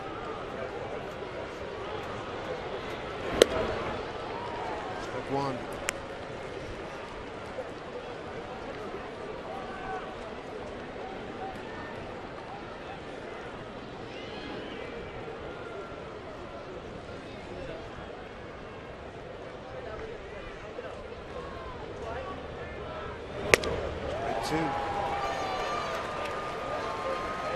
You're talking about the Yankees grinding out of bats. What people are going to see from Kansas City is a really aggressive club. And they're not trying to work counts or get walks. They're ready to hack. 0-2 from Soriano. Punched into right field. It's the first Mariner hit since the 1st inning. Yankee pitching staff through 8 1/3 scoreless ball here since the 1st inning. 7 1/3, beg your pardon. Casper gets a fastball on the outside corner, just serves it into right, not trying to do too much, picks up a base hit. Casper 1 for 4 in the game with that hit.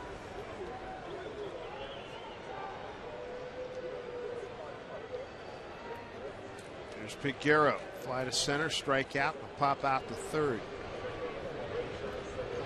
Wells takes 2nd, defensive indifference.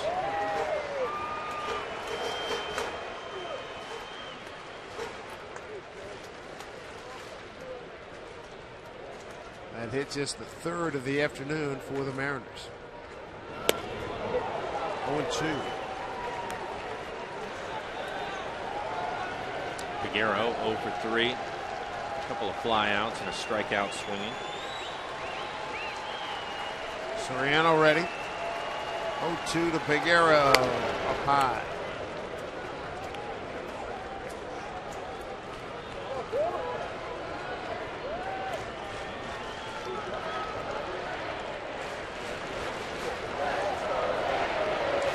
On 2 strikes to Piguero. Pitch. Strike him out. Ball game over. Yankees win it 5-2, take the series 2-1. And the Mariner offense non-existent except for the 2 hits, 2 runs in the first inning, and a meaningless hit in the 9th. Yankee power coming to the 4 in the 8th. Bases clearing double on a pinch hit by Nix. That's your ball game. Iwakuma pitched well. You look at him, 5 innings. Had to throw a lot of pitches to get through those 5 innings. He ended up throwing 95 pitches through 5, but 6 hits, 1 run. It was earned. Gave himself a chance to get the win. The bullpen could not hold it for him today. Another 1-run lead. They just couldn't hold up today. As Dave mentioned, the double into the gap. But the Mariners now, after winning 2 series in a row, will lose this series. But they have the Royals coming in. So hopefully they can pick that series up after winning 3 out of 4 in Kansas City. So Ichiro, 2 out of 3. Nice gesture by Ichiro. At the final out, salutes Amy France, the itchy meat or lady, and the fans out there. And it's the last time we'll see him at Safeco Field here in 2012. As the Yankees conclude their only visit here, we'll see him again next Friday in New York City. And for Ichiro, it was something that he wanted, so here he goes to New York. I'm sure a lot of fans here in Seattle wishing him luck. Mariners will see him again next week as they head to New York. So 5-2. Game took 3 hours and 27 minutes. Yankees win their 59th game against 39 losses. The Mariners dropped to 43 and 57. Let's send you out to Brad and Dave Valley. Gentlemen, thank you. As Ichiro making his way in the dugout there for the New York Yankees and what's likely to be, obviously, his last game here at Safeco Field this year. We're seeing if we can talk with Ichiro. But getting back to the Mariners offense, 7 runs, 12 hits this series. Not today, this series. No add-on after that 2-1 lead in the first. So, again, the offense struggling to score, but as Mike Blowers mentioned, Iwakuma, a nice, strong start. That's 2 good starts in a row for the righty. He did throw well. You know, he had that good, solid start against Tampa Bay where he went 6 innings. That was the game that went 14 innings. So you almost forgot about the great job that he did. And then this afternoon, he follows it up with another solid outing. 5 innings, 6 hits, just 1 run. That was earned. 3 walks and 3 strikeouts on 95 pitches. Gets a no decision today, but bigger news for us, I guess. Let's go down to the field. Jed Mueller standing by with our good friend, Mr. 31 now, Ichiro Suzuki. Jed? There were a lot of fans who were cheering for you. I saw you wave to them in the outfield. What's kind of your emotion now as you say goodbye to Safeco? とても辛いですね。ファンの方にこんな風に温かく見送られて、もう僕は本当に幸せです。It's really tough, but you know, it means so much for the fans to show me so much support. I mean, it's just very special. Some of your former teammates, Kuma and Muni, were talking about how unusual it is in Japan for a player to play immediately upon getting traded. They wondered how you were going to handle it emotionally. How are you fitting in? 日本でよくトレードされたら、何日か経ってからプレーをするんですけど、今回もうすぐプレーしたということで、気持ち的にもそうですけど、どうでしたか？いや、もうとにかくやりづらかったですね。ただ僕がここで今年プレーするチャンスはもう今日だけだったので、今までの11年半の思いを胸に秘めて、堂々とプレーしようと思ってプレーしました。You know, it was tough, but you know, really, I got to be here 11 and a half years, and I wanted to, you know, I knew this was the last time I was going to be here as, you know, this year, and so I wanted to play to the best of my ability, and I really took it to heart to play well this series. We have asked the guys in the Mariners clubhouse what it was like seeing you at the plate. What was it like for you being on base talking to these guys as opponents now? マリナーズの選手からイチローさんを見てすごい変だったと。イチローさんヤンキーズユニフォーム着てマリナーズの選手とベースで話したりしてて、その気持ちはどういう感じでしたか？複雑な思いでしたね。僕がここでグレーのユニフォームを着て塁に出て元チームメイトたちと会話している空気っていうのは、とても複雑な思いでした。難しかったですね。it's hard to explain. It was just really tough. You know, I was wearing this gray uniform, getting on base. You know, just seeing my old teammates out there and me having this uniform on. It was tough. And lastly, I know that you have to get inside. We'll just let you have the final word. Anything that you still have left to say to the fans and to the people in Seattle each? いやもうとにかく感謝の思いしかないです。ここでプレーした時間と、いろんな思いがありますけれども、ここでプレーした11年半を胸に、誇りを持って、これから前に進んでいきたいと思います。本当にありがとうございました。Just thankful. I just want to say thank you to the fans. I really, these 11 and a half years, it was an honor to be here, and I'm going to use these 11 and a half years experience and take it to the next place. But I'm really just thankful to the fans and just want to say thank you. All right, thank you each. We know that you were loved here in Seattle. I have a feeling that he will be just as loved in New York, Brad. Jen, all right, thank you very much. Well, Ichiro 1 for 5 today, leading off. I think that was a nice, classy gesture by Joe Girardi, the Yankees manager, knowing this was his last game here.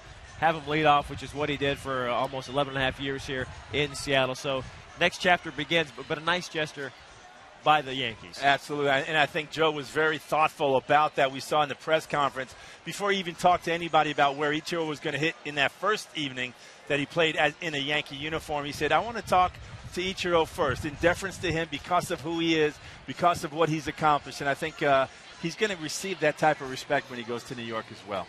So a classy gesture there, classy gesture in the first game with the standing ovation by the fans. Ichiro thanking them very much, and Ichiro saying goodbye to Amy. The Ichi meter hit late, and now 108 and counting. That was after the final out. Nice move there by Ichiro. 3 more hits now as a Yankee. He goes 3 for 12. Ichi meter's going to stay here, though, not go to New York, but he'll come back next year when Ichiro returns, if he does, with whichever team he is with. We're going to talk more with Ichiro the post game. We're going to have the entire interview we did yesterday to sit down with Ichiro in its entirety. That's coming up on the post-game show. Also more on this game as the Yankees take it, the rubber game, the final 5-2. Fans saying goodbye to Ichiro one final time here at Safeco Field. Keep it here. Much more post-game coming up here on Root Sports.